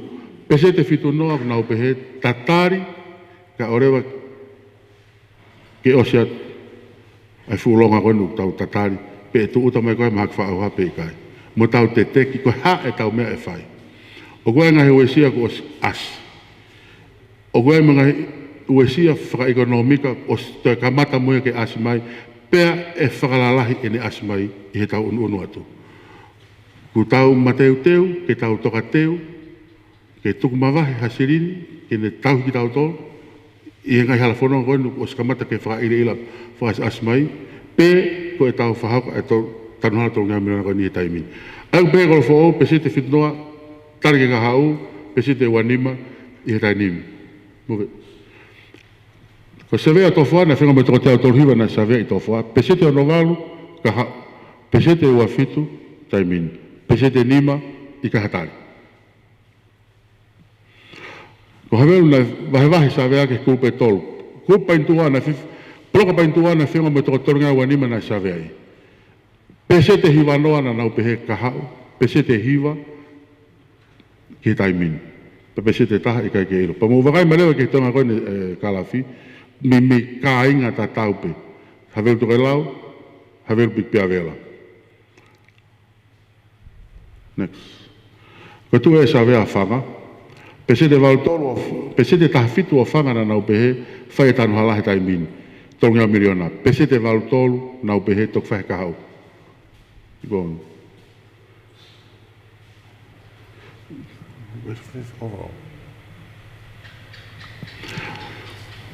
Sai, koe whehui whika ua, o pehe, o kutoton, ke whoki ai whaunga whiri wharearea, ke whaunga whiri wharearea motua. Whiri wharukfua. Pese te uahiwa kolofo me toko te au no waru koe nai saweai o nau pehe i kai. Ai nau fia maria pek nau tolu me whunga whiri lorotonga. Pese te whitunau nau pehe io. Tau whoki ke whunga whiri motoa. Iko, tō whoa hono whit tō noa. Hoko. Havelu, kou mimi tatau, mimi koe, awarisi pehe whitunoa io. Mimi awarisi e tolu noa i kai. O whanga, whitu ngā wholu, ua ngā wholu. O to tonu ke whoke e whonga whiri wharearea ke whonga whiri wharearea motoa, koe whiri wharukfua. Te ki whamarala sisipe, koe whiri lolo tonga, o ku iai ho tau wahenga whiri taha whitu, pau tau i tonga tapua. Koe taim koe whaia e whiri, te ke whiri pe, pe ko hai ko whakafofonga i loto pe i he ngata anga o tonga tapua. Ko hai e kakai o kui loto ai, ko hai kau kantiteiti i loto ai, ko nau tolu pe te ke whiri ai. Neongo ai, o kuai tahaya mi mau whanga pe ko kolo motua, pe ko lapaha, pe ko nuku. O ku ke pehe koe, o ku tāuange tamai koe ake hoku, koe whakafofonga wharearea.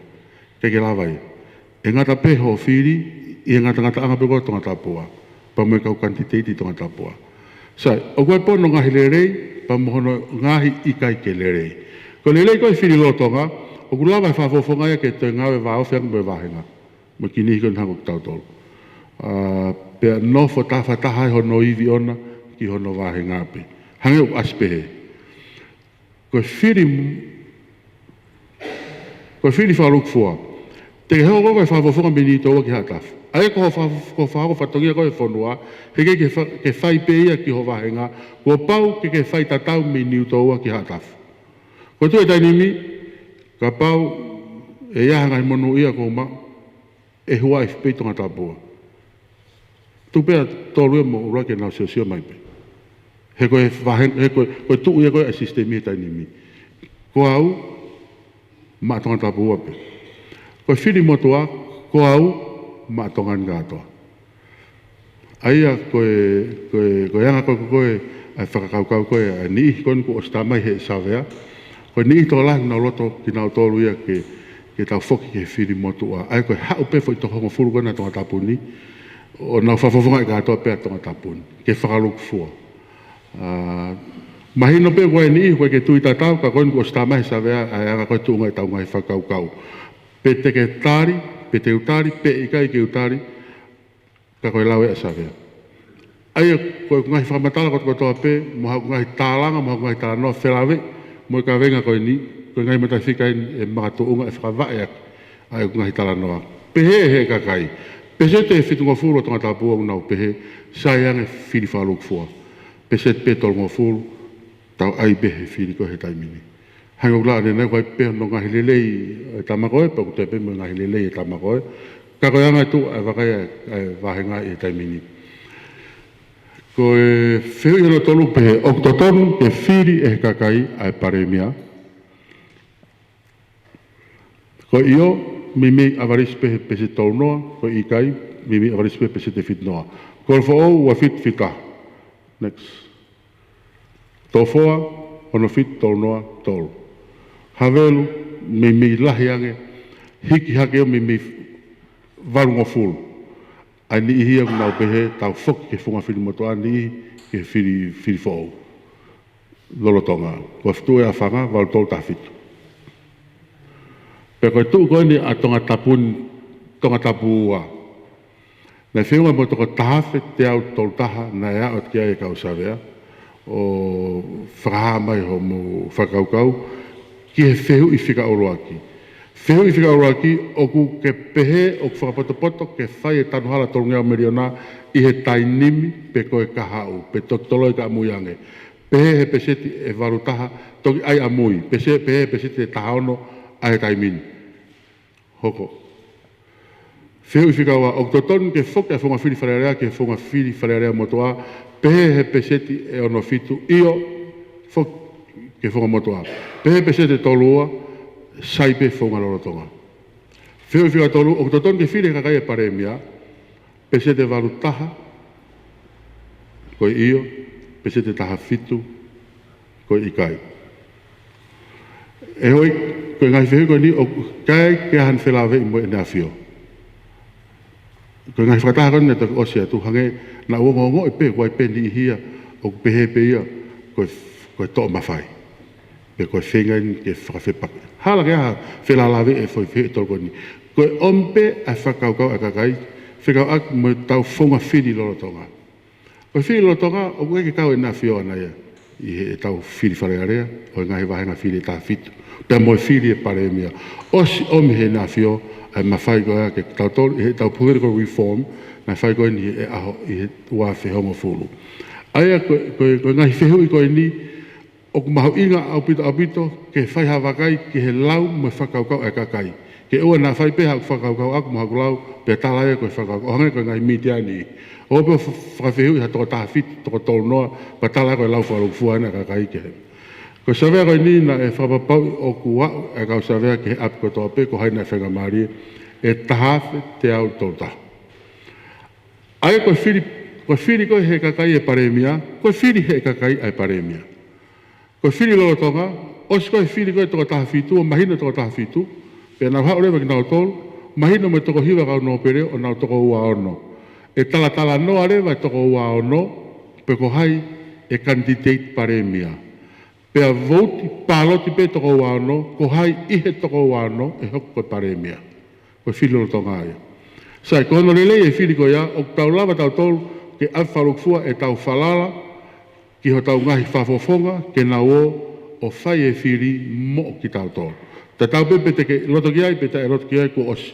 Tuko e mawhai ia ke tō taha nane win ai whiri koe ngai wāhenga. Ke aluia o whai e ne whiri paremia, whafofonga e ho whiri. Sai, koe whiri koe, o ka whiri he e kakai. He kai rewa ke te pālote toko wāno e. Ko taimu koe, osia koe, mau koe ai toko taha fitu, pe hau me toko hiwa nau whakataha toko wāno, pe whakataha rewa toko wāno o area ko hai e kau candidate, he kua paupe ke paremia pe hataha o toko wāno. Osko ia te tau toi whok tau tau ke whaianga whiri, ke oanga e whainga maari ke whewhine i whanua tonga, mo e tangata i whanua tonga koto ape, ke alu o tiki.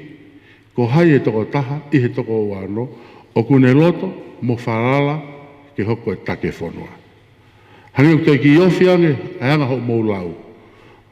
Ko ai koe ke whai e kulau au kia, po hai e paremia, hangi o ki mama o ange. Ko koe, pe a toki au, pe a toki paremia. Ko e whunga, a whiri he kakai paremia, ko koe pe, te ke whiri, ko hai paremia. O te whui au. Hau hanga tonu pe koe ki he whainga whiri, ko hai he toko wano, o ke pehe, mo ke whalala, o stau pe fai teunga pe mau whapotopoto ki hoko e pare mia koho o lau ko e fai aki o gai ko e lau o hawhafofonga na e kaiki ke pārot ki ai pe nā ke pārot ki ai ai ko fai ke hia ko e anga ko sope ke ngai savea ko ngai whihui ko ke utui na fihi ha mea he ngai whihui ko ola ko ngai whihui ko ni ko ola pe ai ko anga ni ko ho mu whakaukau o whelawei me whekawenga tolgo ia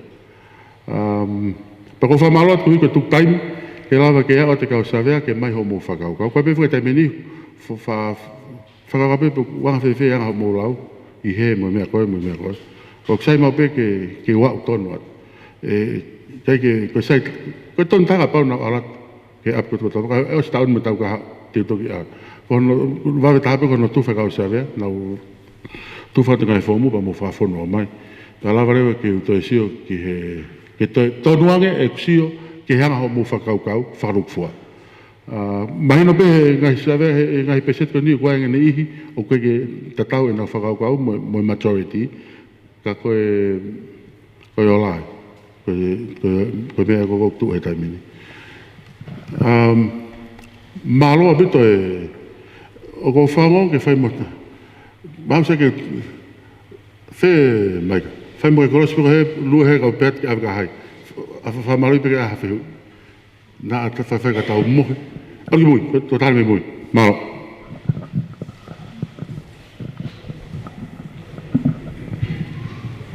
malo ko harui whakatapu au utari au pe hau e lere ke osi kato whehu au kona nai kuinga beke whehu i mo lere kake ko ki whehu i uraki ko savea kona whai ko e anga savea pe ngahi bahenga ke pe ko tau tolu be uraki ia ko e ua o lawe koni he tau se niti koni me parearea ki ngahi bahenga na ke pehe ko e ua kilu ni mamano ka pau tono e mau te hiki hake he tau whapanga ko i tea ko e wahe na ke lawe ki ai ngari siokita nai ke hange o ku mai no pe utola hang foka havelun dia ke pe ka pa te tau wahe whakapoi ulu na ko pehe au ia o to siokita angono ave fupanga la ia ko i kolfo o ba te mu fatonga ko fo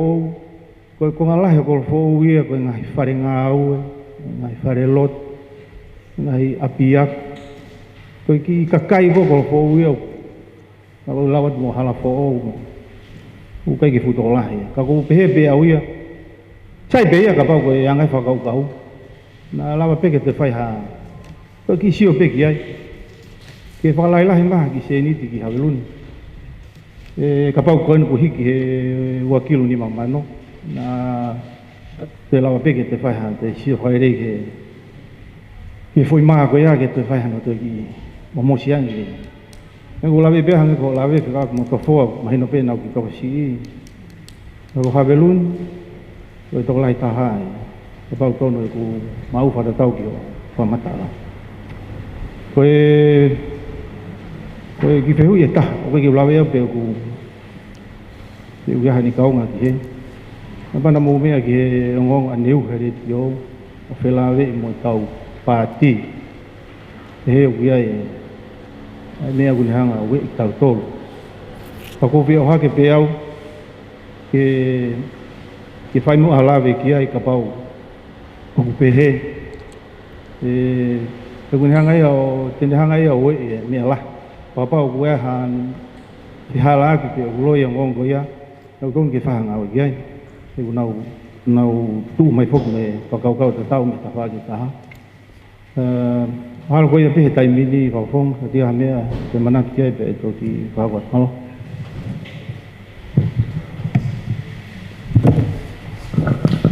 Mora te komando me fe ki ko savea ko ni ai pena o si fa ko pe nai ko savea pe ni mo to an ke usio ke anga ho mo whakaukau whelave mo whakawenga i tolu koe ni o koe ke whae ni ha toi whituke pe ko ha toi wahenga ko savea pe a ai whawhawha a peia ki tonga tapua. Koe tolu, koe tau sirini kan koe ua kilu 5 mano, o ku mei avaris pe ke mei pot tatau pe. Hono tana ki koa kolfo o, maretaha, pe mo whanga. Ai koe whainga whiri e tolu keke. Ko kolfo o, maretaha, mo whanga. Tana katoa nao tolu koe ia, o mei tatau pe, mo haveluni.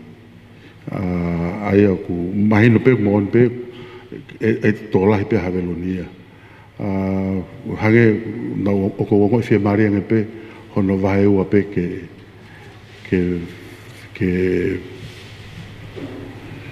ke na vahe tatau pe. Hanga kulaiva nena e ko sirin ko ni ko ka sirin lahi.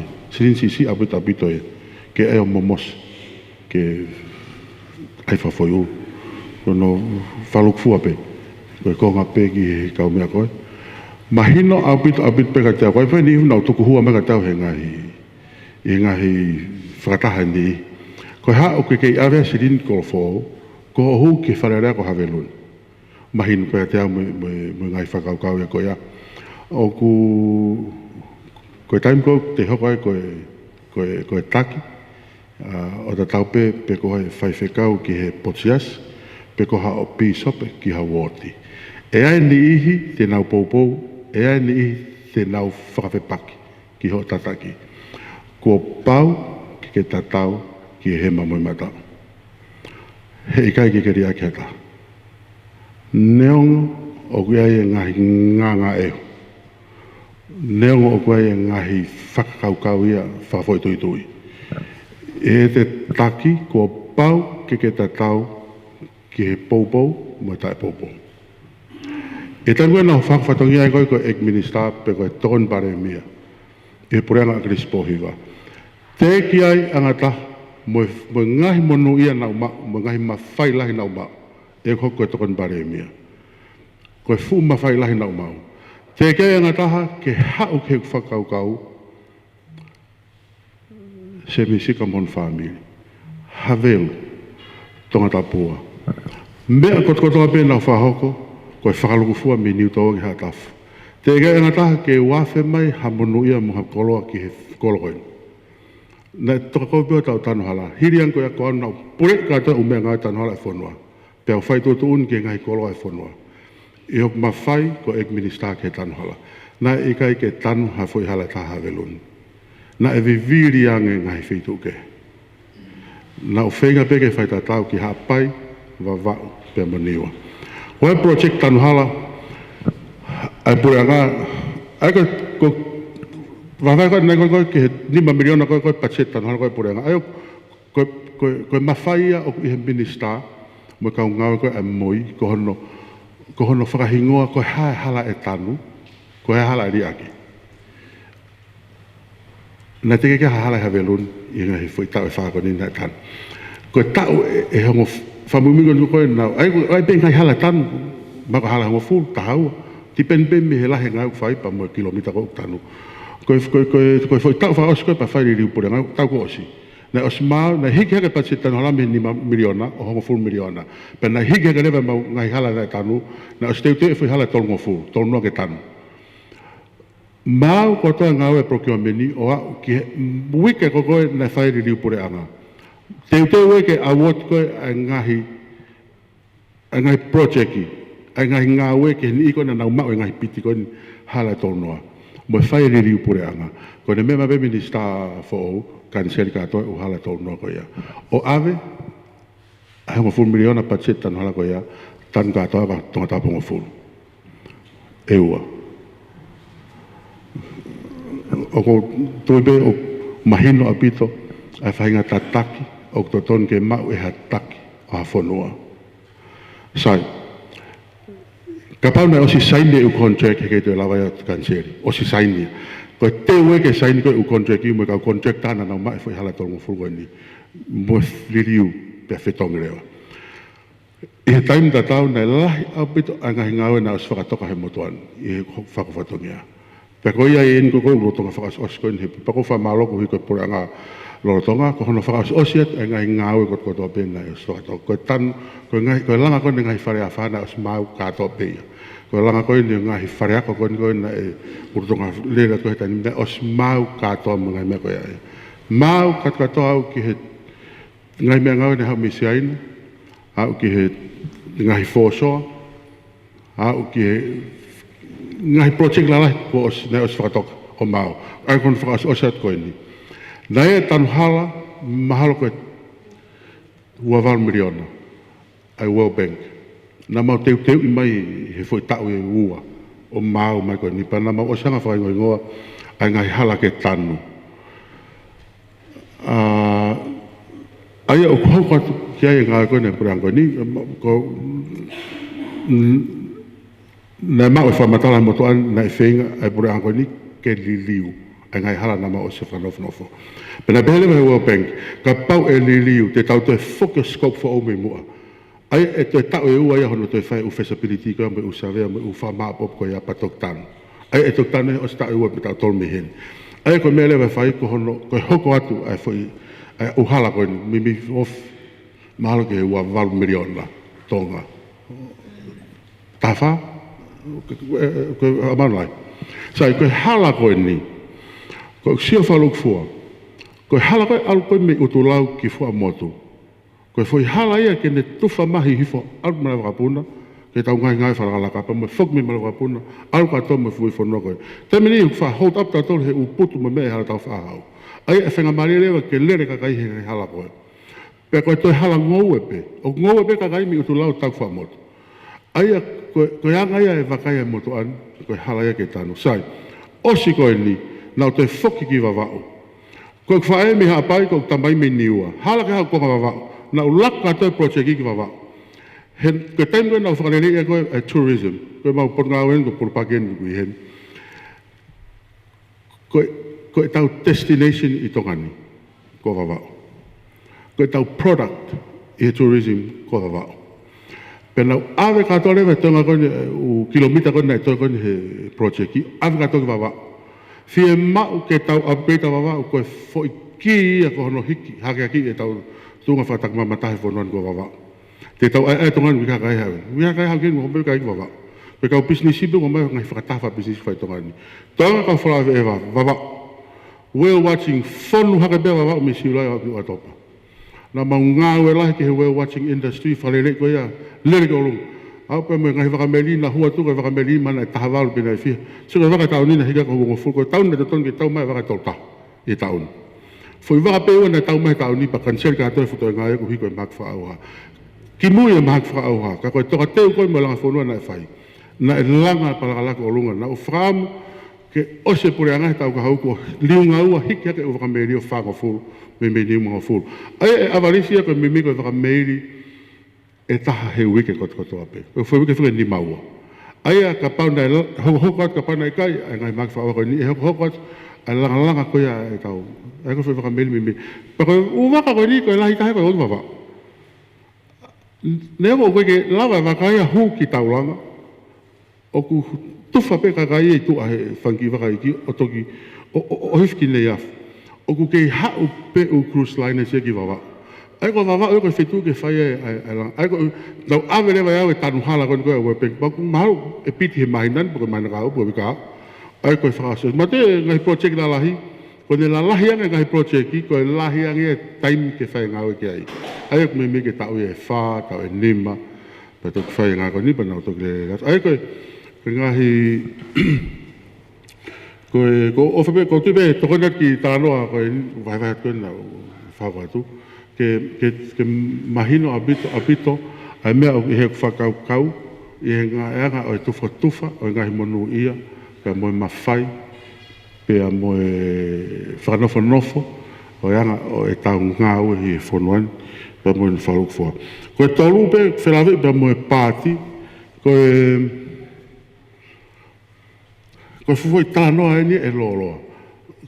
Te whanau nou pe o ku kei tu ube pati ai ko kau kei ko ka mo veu o ko peni he ka popo na mo veu o ko pe feto ake ke ni he ka me mi pa ka no ke tu ma pe visione koe whakaamu ai moto ani, koe te tānoa pātea tahe he whataha e whare area. Koe whakaamu ai moto ani, koe nihi o nau tuiak mo nau poupou ki he pāti. Ke whakatonton kotoa mai e nau toonga mo ui, mo nau poupou ki he tefto i visione. Pau tau os mai noi kotoa pe visione. Koe whaitoton, koe tuftu whatau, koe ata ki tua. Kāto katoa ngai mea koe ia, o ku hai katoa ki nau tolu, ki hono hake ake e masiwa. Ka te hawa taha mo hatoe asenita ke toe awhi hala wheitu, ko koe ia palparema. Ko koe ia o ku ke pehe koko o ku mo veu veu. O kei tu mau pe pāti, he o kei tu mau pe visione, pe e tu mau e visione are areak, he koe visione ku wha tua. Ko paupe ke whaatonton mai mo ui e kau poupou, ke visione, ko ai koe ke whaaton e visione ia ke kau poupou, ko me e palpare mai. Ko e kau poupou, mo kau muiaki, ke nau whaaton mai ke he visione. Ai koe tu ia e pāti, ko e ki tari whakarungfua ia ke hanga e tau e whehui, ka pau te moha. Atia, Oriana.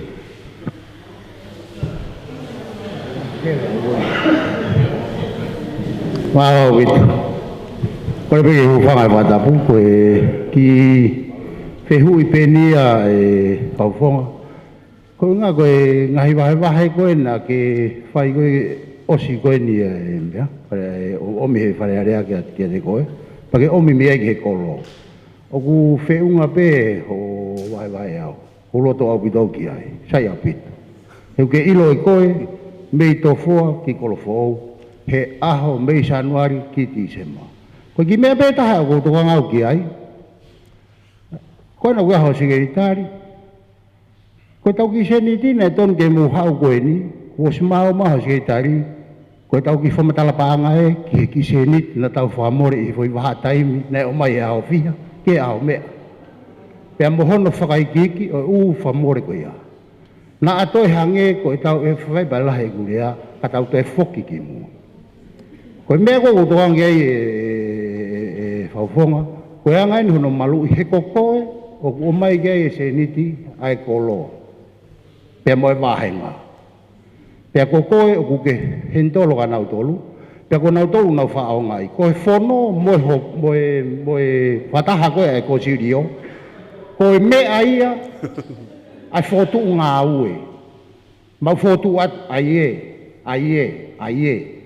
Ka koe mea koe ki he mao mo mao popo e panga e whalala angangi ho hao tala mai koe. Koe tau whamore e whio mo e panga e whaa te te wanoa. Mei Januari ki Februari. Ka koe kore pea koe whauwhonga. Kua spalparema mea koe ni. Koe whawhou mo e whonga ai ke mao anga. Ka koe o mai rewa hatau se niti whie ma ke whakai ki he ilo whangi nguto ka kai koe ni koe whakatu ta amaki koe. He ku ke e lape koe ho ngai le rei, ka koe ke ilo mai koe e ku takai holo he uapi, ai mea unau whai. Koe anga e ku kore, popo au pito ki ho ngai whotutu mo mea koe na ku toki ilo ni he ahoni, he tainimi, ki ho opalani koe na, ki he whamooni, ki he motua, mo whou. Whonga motua. Pea mo e while pare mea. Ka pau ne alange tamasi i o talanga te au, koe whaunga pe a au, ko whamore atu, ke toi ki tolo i au. Kana os whamoni au ia, o whakakaukau, koe whakakaukau whaluku fua ia, ai pure anga, pea mo koe, pea mo kau memi pa, ke whai ngai koe ia. Kai ke, o kui kai ke uhi ngā uia, koe pehe ko hanga o uhifo ho o whaunga. Ta ko nofo fili i tonga tapua, pea ko pau ke whai ai mea ko toa peku ke tala mai. Ta ko mea lahia ko toka ngau ki ai, ko whakai kiki e tau se niti, na toi hange, ko e tau kautama koe. O kai ke mau ha mea, pa tau whererea ki holo o au ke osi ai taimi, lewe lewe malanga. Ake mai ka vika. Malorion. Sebe, mai ka hen ke ofisa kolo. O vai fo koe ki hen sea ko sirio, o koe ki hen mo sekretari, o koe ki hen mo oh, yes. E ave ki he tahi paanga pe koe ofisa kolo, o kuna i he ko sirio. Hangai ka kulawe ane nai, ko sirini o ku hau hanga ton be me whare area ki he ngahi ko sirio. O wai foke, ko ngahi wahenga ke hei o hui fa sirini ia ki he whafofonga, pe tok whafofonga ki he anga e tufa tufa. Aia ko paurewa ke ripote whafofonga ki he whare area, he koia nai ave ki ai me he whare area. Ko ki tau tau, ko sirini o tohi hanga ton be e nanuma me whare area, ki he ngahi ko sirio. Ko taim koe e ātitai. Taim koe e haua nanuma me kau ngai whare ātita, te nau alu ki he ni ihi nai tohi kia sieke. O ātitai koe hae nau ngau e nai whai ai. Aio koe uhinga ku. O koe ke toi uhinga maare ka te au ia ke mai ka te au pau tok pas. Āwe anga ton bigi e he kua pau peke au ki ai. Pea te utungu hen ke ofisa koro, ke ne whakamatawat, ki ripota tok mona orion. Koe ngai whatape ni to ton ke ripot, kai whake ulawa report, kai ko au ia o ko disperse siri ni ki he kakai. Ai te kore hen ki a vika, ke ne ki lawa mai ki he ngahi ngaue, ko whai he ko sirio, aki a e tau siri ni wahenga whiri. Malo. Malo. Para malo atu ke ngahi pokotu de rei mai kona au whai. Ko fie whakahoko atu ko maa ai toto o e whakafofonga he kuhau he kōsirio. Ko kōsirio ko e haberu loto na e whiri i he pono, na e me ai e kino pere ko pataloni ai kōsirio. Te a whiri ai mohono sea, o kai ke sea, o ko tukuange peke tau ataina kakato, are ko e whaki tau ataina ko e whafofonga, te ngā wei pe he kau me mi pao kōsirio. Koe mea pango, koe tala e pono, kai o ange ke pono. Ui e whakataha, i kai o ange ke whakataha. Te toki taktaha o mai o laku mai ene uhinga. Koe kōsirio, o kai tāpune matapāia ki hatahi a veruni. Heiro pe koe ho tae aluangi. Koe kōsirio koe a veru rota he au ni, ko uiro te uhunga o leo ni, uhinga ke kōsirio motu a. Moni pe ia. Hena kai ke ngau ki ngau e whatahan au tonu mo i whafofonga. Ko rea te whafofonga ia ke o mai koe whamatala pānga, pai pe hona au poto nau tolu. Koe kōsirio a honi. O kia e ko miki ono, taki taha iai hono taki, taki taha iai hono tokoni, mono kau me mipa. Whaunga ngawa ke kōsirio, o ikai, yala e kōsirio ka seniti urueta. O ke hen tahi panga. O katoa te he pange. Koe mea ho ata atu kia ki mautolu, e ko miki kwa ne ono. Hange koe labe a orioni, ka tokanga orioni ka hamea. Pa umai ho proposal o mi mono whakaikiki, mono patiketi, o mai ke whakataha kōsirio, te whai mea hono bete. Kai koe hinga ia, koe o mai sini koe ni ki whaonga inoa ia ka mea, i kai. Koe o mi ke whakalaka, o i wahenga tonga tapua. Koe whaunga ia, o kungawe aki e kōsirio e ahoni. Havelu ko whakaapa i ho tui.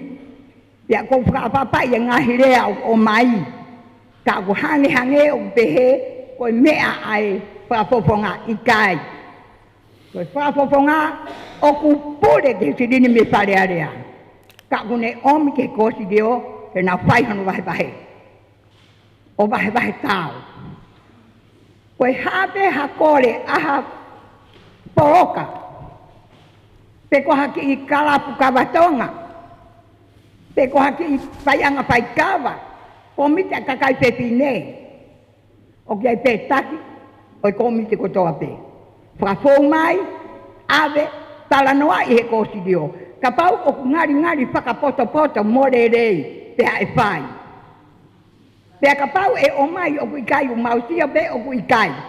Te mau talanoa ke whakapoponga. He ko ia nai o mai kai panga o ne pure ki ai.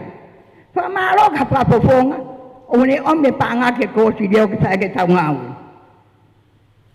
O ki hene tau hi paanga, te ko whakaamuangi mai, te mo ilo mai e whatonge mamafa uri whakano uma.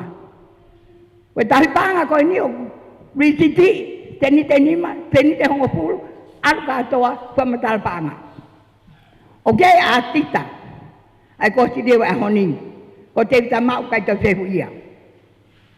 Mau whamaa opo opo e ngahi mea ko tau te alu kai paanga e ko si deo, tuk kia ke ne a titai, os ke ne a titai, whafoki he, whafokonga, e foki whare area. Koe whakaturi tonu hia en, koe whakatonu hea i ko si deo, koe whaamu ke tau mau i mahino ta tau. Koe kolo maamai, kolo ako en, kolo lotu. Whatata aki pe tufa kere kere koe na toki osi. Whau e au pe mo e kukomiti e ma proposal. Koe whina ke whakalaka e mo uire rei a havelu. Mau kore, mai hauta kere kere tufa. Poloka tolu wha a havelu ni na inai. Pe matoki kere takai mo e tahi pangahi kore havesta polo ke atu ke mouto. Hei kai ke mouto e mouto lo mo ui pa whawhanga mai au. Kai ke tau e au pa whawhanga koe. Koe o mi koe tau whetokana a kia hange koe whaka lea ko whai he whakapokonga o ku tau te ngāwi aki. Koe tau kau te kau aki ia. O rioni, kau ke whia kau he kosi reo. Arangi ke he whono, ka te kau he kosi reo. Pea ka paure wau ke aha proposal, ai ho proposal ke pesete te au ka tuk prahuang. Kai ke mautari pe, mau fie tokoni pe. Hapa hinga mea te o mai mihi koro o mau fie tokoni ai kosi reo. O tui pe ko tari atu ho pehui, maro aputo.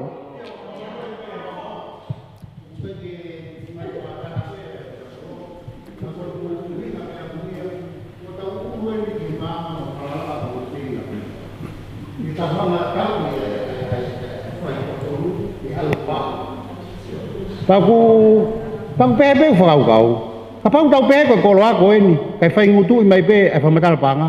Ko hai tene tala mai koe kolo ako e. Koe kolo ako o ku tohi i he lai pepa. Koe tau whamatala panga. Tau mea ke tau mea ke tau mea. Se ni tiko tau pe ku alu. Sai. Koe anga koe ku pehe koe kolo ako. He ku nofo i kau ako. Na wako pe mo au. Pea koe uilo. Ai ngahi popo solo koe uhinga mai. Na o mai ki he sima mo e mea. O ke pehe e whakatau aga hasia tarangai sima e wanoa hapanga e tahakilu i kai. Ko tangai sima e wanoa whiungu pempanga wangi au whata. Whata mantu hau.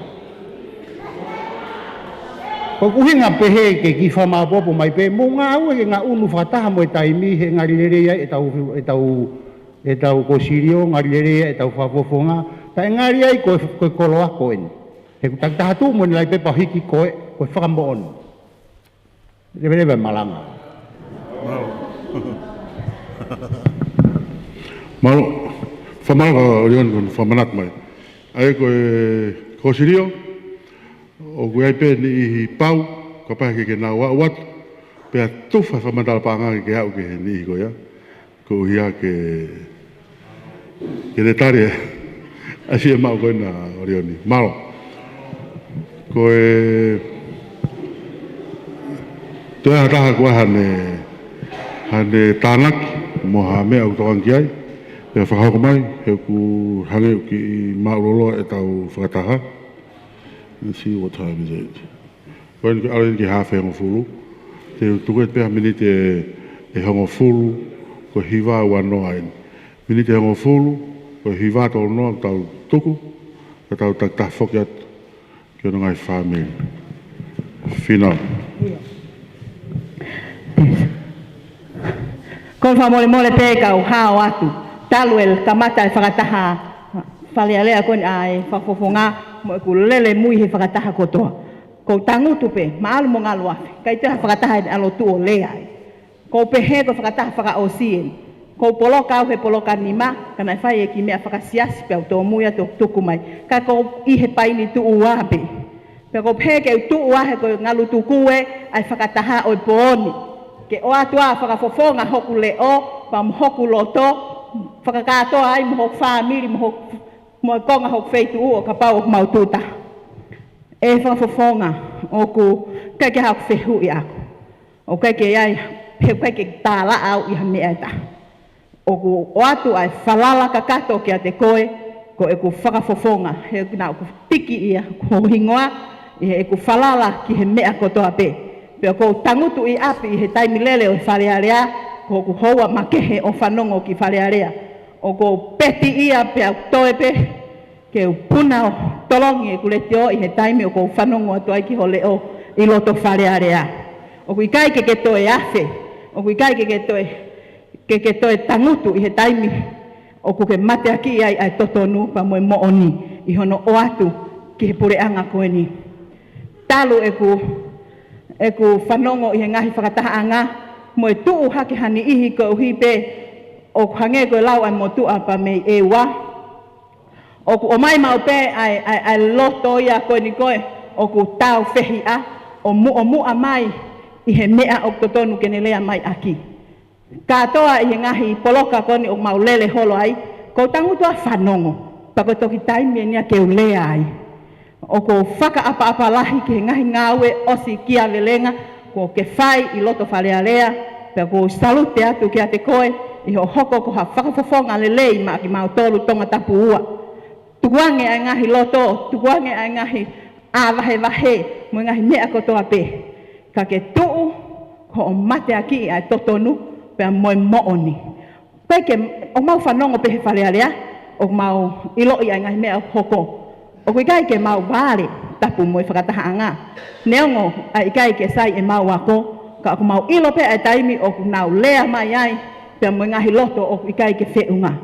Pea i he taimi eni ihi o ku whakakau o pehe. O ku na o ku iai koa hawhahinga loto o ku kovi pe ku ha loto o ku kai ke sai mai ki a te koe.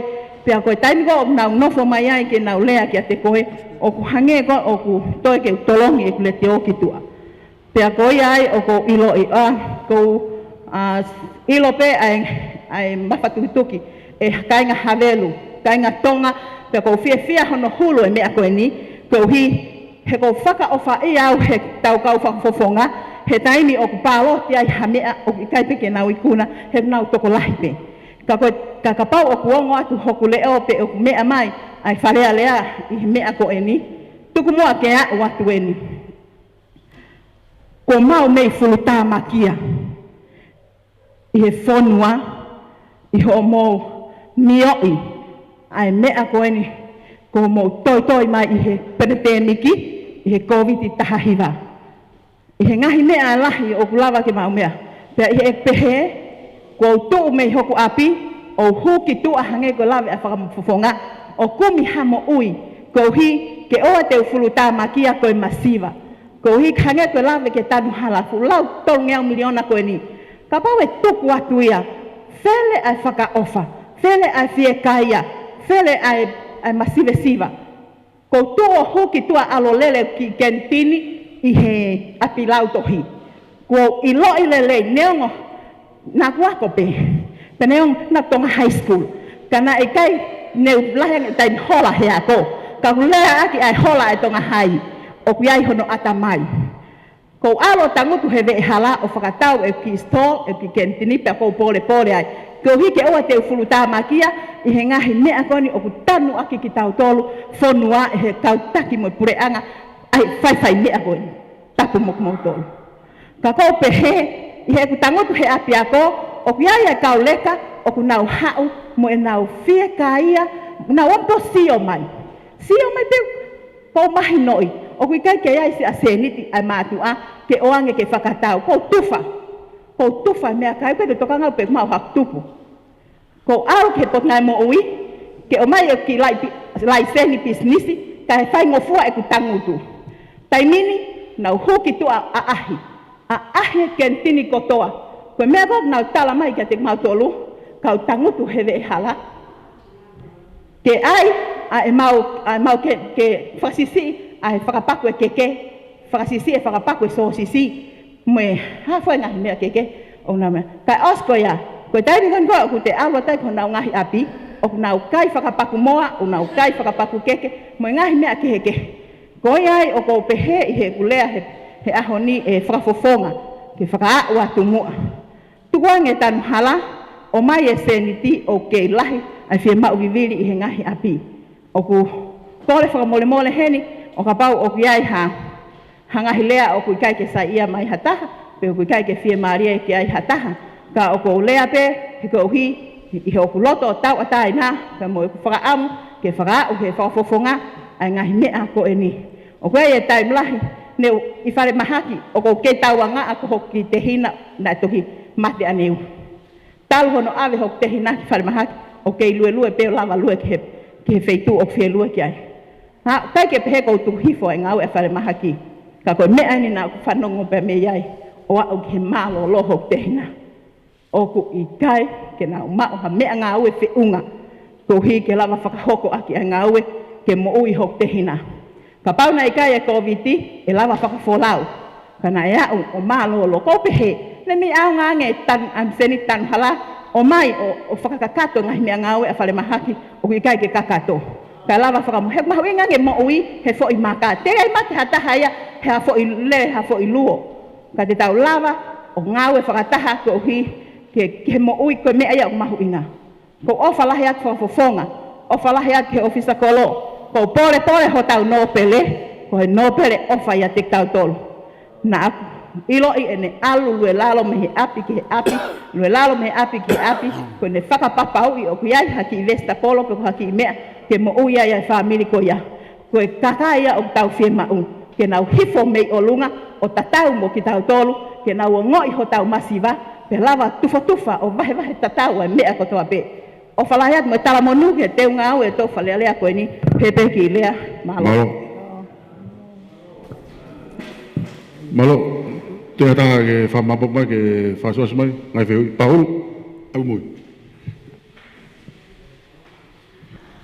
Te mohai. Ai to rola, ko bang whanau ba au ngā orion, whahako mai be, no be Oscar pe o mai Paul, pe o mele ki mua ki hen patau Oscar. Ka more be whataanga. Koe ku ai pia koe ni ki mea koe ni, koe kau ia ki he malu ho tau kolo. Koe mea ia umau ngāo ia tai ni mi, kono malu i tau kolo. Koe ki kore pe ia ofisa kolo, pe mo whafofonga he mo I heni loa tai ni, koe whanga maari e pe. Koe popo solo te toki e te au o kapau te moloto ki ai. Na maungahi e pāka koe, mai no pēra misi e wafe taha fitu, taha walu, taha fiha hau mai ai ki haon. Pea koe niu koe ku tuu koe ai. Neke ke totongi ha se nitia I niu koe ia. Koe ku whare I pēra e whai ke hou e ki he ne pē mai ke estimete mea koe ia. Pea talange, o mai pen niu, ke mau keri mo ta mai ki e luo, ke lava ke a ke ua e wesia tau musia he matatahi. He koe mea ko tau matai. Pea koe au mai he tainimi, ko whainga maari e whiunga, ke ukore atu he tainimi, ke ai e fo I sima. Kua popo e niu ia. Koe sima e tu uloa ia, he kai ke lava hataha ia o hau o hiki hafu fo I sima. O kuki se ni tisi I pe ia, kai ao ngalahi o lau tau. Koe ki kore pe ia, e whaufonga pao. Malaruan, mako mea koe nai kai ofisa kolot, ke tohi I lele ia fui proposal, e of ke omi ke konsilio, ke nau toki sioke. Malo. Pau. Malo, kore pe ke ufanga te whakatapu o sono whaki. Kai atape moau ke kau atu I he whakatangtang koe hoani. Te urea tō ko mau polokapa I tua whakaraki. Ia e te mau I viri ai koe ano, o mau nofo ai. Kou tui pe na osi e lakanga minista e ki e whapuponga. Kana uilo whapapau na kai ke lawa he whapuponga, whai ngā au e koe ni. He tū tonu pe ia he ve api whapuponga. Ai ko I whakatafe, o awe ai ano koe ki tua. Ka kou kore ati ke se kari, pe he whoki ke he ngō whapuponga mi whare area, na lawa whakatangtangi atu ki he minista ko e pungairarahi. Na lawa ke na mai o ki I whakarerei. Ai fui whakatafe koe me kawhala koe ke kawhala koe. He koe uha koe nei toki osi koe nei uko osi. Na e whonua e ape whafofonga. Fono ai mo api e ono ngo fu tupu na no fu atu he taftafa aki. Katoa poloka ko ya. He kumo lave ipe o si tanu atai lulu me utaftafa ki he. Ko mautol goni tafa ko ya na mauesia katoa. Ko ki mea be ya ga uia e o falahi atu go e fafofonga. I he ngahi feta aki pabotikare ko papatonga hifo ngai tau ko tu mega te koe. Ka ko kore atu peke kakai ko yake nau taktahalea atu peho nau poloka. Ka tu pe mua e tau fafofonga. I he ngau lahi ko ke whai. Te he tala monua atu koe fafofonga e tau fahalea koe ni. Hoko te peke te ufiri o falahi atu kati koe. Maro, me koe o ku lawika pahulu, o ku sebe ke matoki tohi mo pahulu ha proposal, o awiki he ko sirio. Koe e nau, mwana pita pahulu, teu tokone atau ko hono mea. Ki hono tohi proposal o ke mau apita. Ko mau api, ko mau aurota koe ni, poloka koe ni paintu auraki. Koe ne uhape ko arohaki. Ai vai, tuai alu ai whakatafe ki tahi. Ai ko mea kou whai ko hifo katoa he vai hen mi hen. Mo tailu, whare mahaki, hifo katoa ki lalo ko mau. Ko ne uhape ko mau tāwai. Ko e whakahelat, ko ne uhape o ki fuaforoa o si mahino e tāwai. Ko e hifo ai pe he taimi ko toa pe, whe tukutuku haka lalo o hiri. Ko e uhinga he koe vai e huang. Ma upe. Ko e mawhai ko ia ko hono wharerei e whakatafe. Ae, mo toi tu ton pe whakatafe hok tau mua. Na osto ton pe ia ki whangai au o keri. O wharerei e whakatafe. O toi pe whak ngai whakatafe ia e nihi o paraparema tatau. E fu uhane nefu abito. Ke u keri, pe au wharerei, pe aku hoku whakatafe, mo hoku ngahi kau ngā nofo. I he taimu nau whahaku whatongi. Ai koe whamea whaiko no keri pe fui hala, whakatoka fo o e ngai fui whakatafe, kai lawa, ke alu e vai he waweta. A koe uhapeko hifo o alutai. He koe ngā koe ne poloka koe si isia ki fui whakatawheta ni mi, o hifo e vai ia, o a ake hake e mautolo whono, kai toki alu mamari e pa toki ose ahe taha, mune alu mamari koe e vai, pa mautoki moa. Kau ku sai ke whai he koe sirio fui ngā ue, o te utu unki ai, mo hoku mawhai, he e ki asnenefu. Pa koe ia ko Rock whakahoko ngutu e proposal o he whiawhin ke ofisa kolo. Ke whai mo talateu, kai toki o atu e ngahi pepa, ke whenga e whakatawhehe o ku kweke fu mo uilelei. Koe aka koe e vai koe aka waka katoa me mea kotokotoa pe i ko ngapi. Koe ngahi koe ngahi mon manu, o koe mo ngahi septiki mo ngahi mea koe.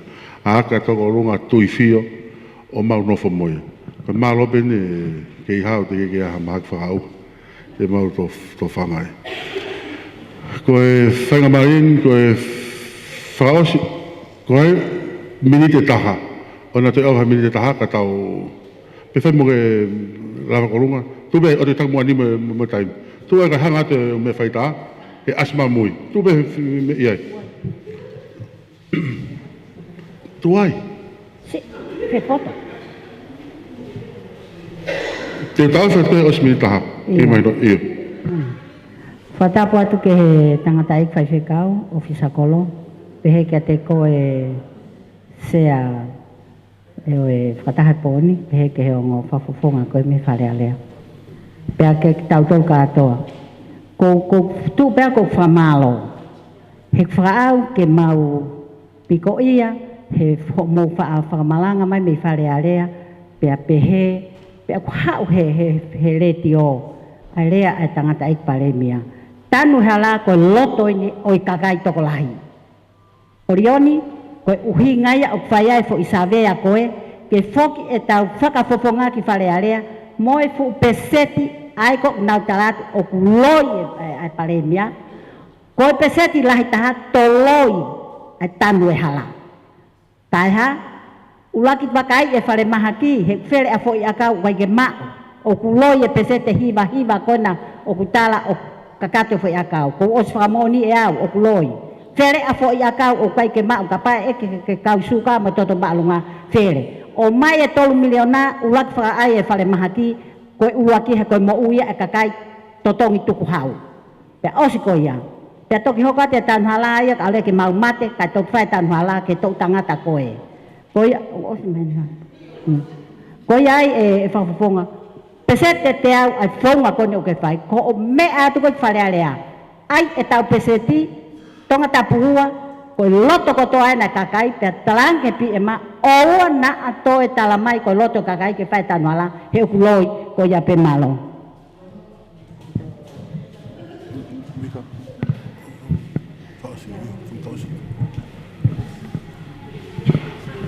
Mā ko tau whenua, te o whawhaka taimi ki he ofisa kolo, ke ne whaose tau whataha e whiawhini. Whamaro la he koe whatahanga whaose ne o e wahenga i he whiawhini, pe koe ne maa opo ia, ai ngai whamatala o ku tukumai ki he ngo sekretari, ke na whaua ke ripoti o e whataha whakarearea, o e tongatapua ki he wafe wanoa, wafe wataha. Te koe ko whamalot kuhi koe tukutaimi ke mo ihen, ke mo poupou, ki he toa whatongia ai motuan ki he wharerea tonga. Te ko whamalot ki he ni ihikon nau tokon mai, ki hono facilitate e tau whakataha, ni ihikon ni mua koe ni kai pehe ki he hongo whaita vitio koen, o nau oat e tau whakataha ki mamani furipe. Mo tolu ko tope mo mea mai ki he whakataha koe pōni, ka tātat fitu ki he kāinga havelu ko tope, tonga tāpua ka tātat fitu ki he kāinga koe o whiala kepa, o mo whakoutua i he wahaupe, pe ko whepe whanua mo iai, po Amerika, no Sila mo Australia, o ate whamalo, whawhunga e atu ai kōsireo mo toenga o e kāinga, uiko ngahi tokon ko tope, o mo ki whai, manat mai ki ho tau kolo tupuanga, mo kolo tau o whai, pe mo ngai ngau e tau whahoko ki ono whaalaka, ai kaha o ho tau kolo ko hawelu. Tua o whātu, malo homo lava mai o whātu. Malo, whapoponga. Te tei ke u whai e whakamalo, o kou hanga atu kāinga hawelu loto. Malo ho mo ke mao mo tauhi mai ai molo malo e tau whakataha. Ko e proposal koe ni kua manaki ke o mai e whakapofonga te a mo pāhuru, whapofonga, ko e proposal tohi o kou fie mau, kai kua fie mau eo e proposal tala noa mai pe i kai fo mai he tohi. Ka te kai ke o mai mo proposal o, kua fuku kai ke wili fia au. Ko i lau ko foi whatongia ia ko ia ko whatongia e minista ko e poti ngāwi lalahi. Pe te te aio mai mo proposal lo ko ni ko paromesi atu te alu ki e minista o whakamatala ki ai ho tau polo pare mā. O ki kai ke wili fiau he alu. Pe o kai ke ufo iau he area. He omi e ia netari atu au e kutari. He kutau ngāwe ko toa peo to tongu tuku hau ke pure anga. Ko ia ko Paulo, fie marie, te uaro fai e whainga koe ni ke mousi i fie marie. O e tawhaaki koe kia Orioni, ange ho proposal o ka ke mahino i pe, koe mea koe te mau o atu o i kai atu kes, o aluhanga tonu pe ke wheitu koe o mai mea i e koroa, mo mea koe ke whai ake ngāwe. No cash. No, ko mea ko tope fauhe quotation hau aluia ki tau hi paanga toho me pange alu ke feitu na me quotation ko ya. O puke fai nga mari e ko en ke fai ha whakamalo. Pa fufunga ia te eiti no pere fila kepa te amhono whare. Kia te koe te mikapsika koe whakafufonga o tonga tapua. I he whakahoko ai whakataha eni e whā i hawe rotoni. Koe ha uhinga whā ia i e whakataha e whā, koe uhi koe tokolahi e kāinga o haweru. Ka koe tāu, koe ki kakai pe koe na e hau he whakataha koe koe ia pe. Whai i whakakolo, whai i he sentā, koe ki kakai tatau ai pe. Koe whai whakataha koe ne whā, whawhetai he eiki. Tokolahi. tokolahi au piti. Mawai e sabe a koe ni ko tau sio ke he pōni. O kou atu e whakamalo o ongo tamai ki me he ofisio e whare area. Iho mo tau mui mai he whakafofonga neongo koe tūtūnia kia ki moua. Ka mau ngoi, ko mau kau he lau, ko i ko moi heni, ke atu ho mau le o ke whare area. Te he poke whamalo ki tangatai ki whai whekau mo i kore whakamore more. E tā koe na i ka iaua te whetu tā kia a mana ki a koe, tūku pe ei ai tū a pe ko haina e iai, pe a ngata pe iai. Pe a kou kore whakamore more atu whai whekau, kātaki pe. Kātaki i pe i e ku te reato whakahoa asi koe he kai ngofua a wia ke warato whakahoa asi koe ka māloho kātangla. Whakamalo atu heni, he kāinga ko tau pe tau heni he pōni, he kāinga paintu ua, e kai ke ulau paintu ua ke taha tolu. Paintu ua ko toa pe, pipe vela ko toa pe, vai tui mate ko toa pe, vai tui lua ko toa pe. Ko tau ikuna, e ngahi whakataha whaka ofa e wha he kolo mo tau whakafofonga. Te ko whakatawange ke eiki, ke ne whai tau putina ki tau tolu mo i whanonga tau whai. Ko e ku korepe, tau lotu peke lahi. O whaat kia te koe wiriami ka ngā fusi. Pai pa pehe ko whamalo pehe ka fusi he koe haa pai kono pāmi. I kai. O mau salu te atu. He te utangata nā mo whai. O iaia e whakafofonga. O ni awi ho mau reo he tau ene hongo fulu ki pare area. O whaat te kau kine eiki. Kau tangata eiki. Kau talavou. Orioni pea mo e kau tau tangata ko ia. Koe tau tangata whoko orioni. Ko e kau potolala. Kau palo o pita.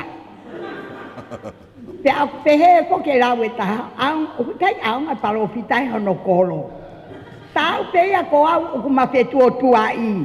He ka pauna ka tahi a moutolu ko mou fetu kutuku moutolu. Kai lava ia whai maha ne mea ka te au. Ko whakamalo atu. Whakamalo atu kia vasa mua manu. Ko sekretaria e kosirio ko ahavelu. Ba, ta e whakamatala paanga me hikamata ki he osi, ave ka orion ke ne lau, ka koen ko tutunien, ta mata iki ke wana ni lava lau. E ka ke ka ta mata lalahi ke ne pauhinga i mai ia ho doho mea kou tohia. Orion i tui hama kio ata pa ke lau ke mahino Whamalo a te taimani mo kau whewhine me i havelu. Kou e ki havelu sāwha, i o mouto kau mai ke whakataha ko e ni. Kou ofa ka te kai whakaosi, kou tok manatu i hake, o kulaiwe me ani. Kau toe rea atai rewa ko kainga paintu ua i muri, Amerika, New Zealand, Australia. Mouto koni mai, ome me ati ai kau polisi whakakolo, ai kau le o kolo. He ku malu ho tau kolo, koe ngau e kau le o kolo. O wana ke toi whai mai ha uhinga ka te peinga mai o mai ha mea. Koe le rei ho tu ho tau kolo, i ho mou tokoni mai. O te mou poto e tokoni ke ngai kolo ke he kai ke mou tokoni mai ha veluni. Atu e mau popa ki ofa, kia te koe te emisi, mo tala monu, tawange eiti, pai whakapulpulu ak koe ne keresi. Taki kei whakababa mai e matapa o ilo, ke ke hoko ke ate taki o kolo koe. O whalahea ke te motolo hono ka atoa kore whalmore morea. Ka pao na ngari tongo whewhe ka harea e whine motuani, koe kumate a ki pe ho tau kolo. O ata pe hoku matapa, kau ke whie huangi ke tatala noa, aluang pe mo mea rere ke tatala noa ki ai. Taki ka aluang koe maha mea koe ke tatala noa te tau ke a polisi ka koe ki hala moku api. O whaar ke te motolo, mo poki atua, mo mauha malolo le rei he piapu koe toa whaar.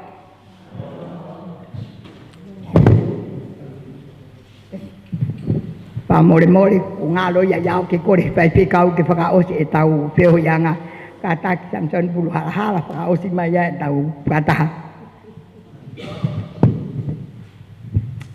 Māloa pito, whāpe whatapu whai.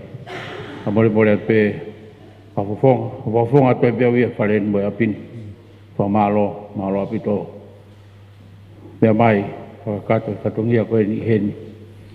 Pehe ki he usakolo, o mai mo tolu ko tape ko fotutu e programa ko ni fa malo ato bil ke ti ko e ke fa ma fa ga mari pe ni ke fa malo at hange pe le fa sa kolo malo pito fa ita shokit ngai fa to kia ko tape to ni e tau koloni te mo tau wa nga fa malo at ke ti ko fa malo ko ki e sekretari ufata mai ko ke to rea ke ai ko malo be ne ana ke tunga ko di he finga e au he ko time ko e ta malo be ke tu kala ta ke officio e ke mo ua ko di ki ai ka ko fa malo ke palo pito tari ngai fe hui o ko be ngai fe hui na fai me mui ko no tari be na ko be fa lawi ke ai tu kai pe ko kamalo ato pito loto lele mo tari ngai feu ko di ko fae ke fini have lotonia ko wai fa hinga ya hin ka ba ko na sia ke tari feu tu pe ai ko kamalo ato pito loto lele mo fatomia o e fini lava kakato ko tau tui o ngaria ko kolo ako ni mo kolo lotu a have lotonia Tamatonga tonga we hokolo ke kakamo onulo toke he kima ubeke ne bobo ke lo odo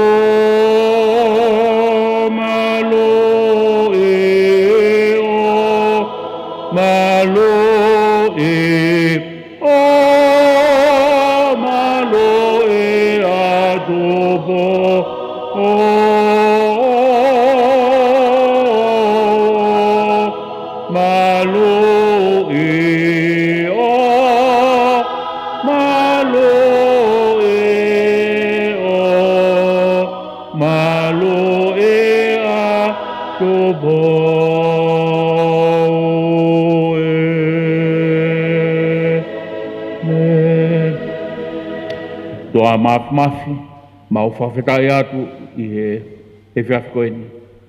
He lawa whakakato e whatongia koe ni. Lawa mai e whawhofonga, kau mai kau ngāwe koe ni. O sa kolo, kau mai kakai e whonuani. Mau whakakato e whatongia koe ni. Te mau whakamalo atu ki o awhio. Tā apuak mai e whawhofonga, whamonu ia mai ia. He ngāwe lahi ko hiri ki hono umā, he wāhenga koe ni. Tawang pe o tua, ke ne hoko koe monu i anga, o i wāhenga koe ni te tāpuak mai ia.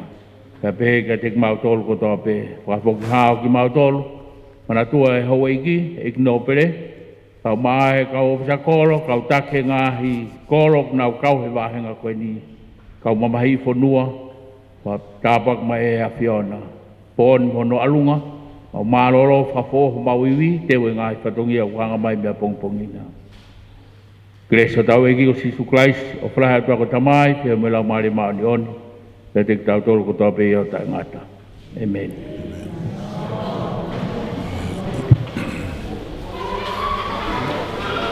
Na mo si o lai ni moa he. Na mo si o lai ni moa he. Ta ho te. Te. Malo, ai ke mai ta. Ai ke tari tau whai tā mō. E whai tā mō, te rau. Tau tū pehe. Tau tū pehe o si o pictures. Mai whai te rau.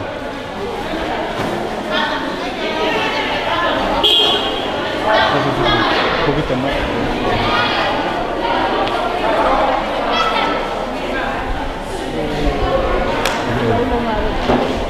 E, e, e, e, e, e, e, e,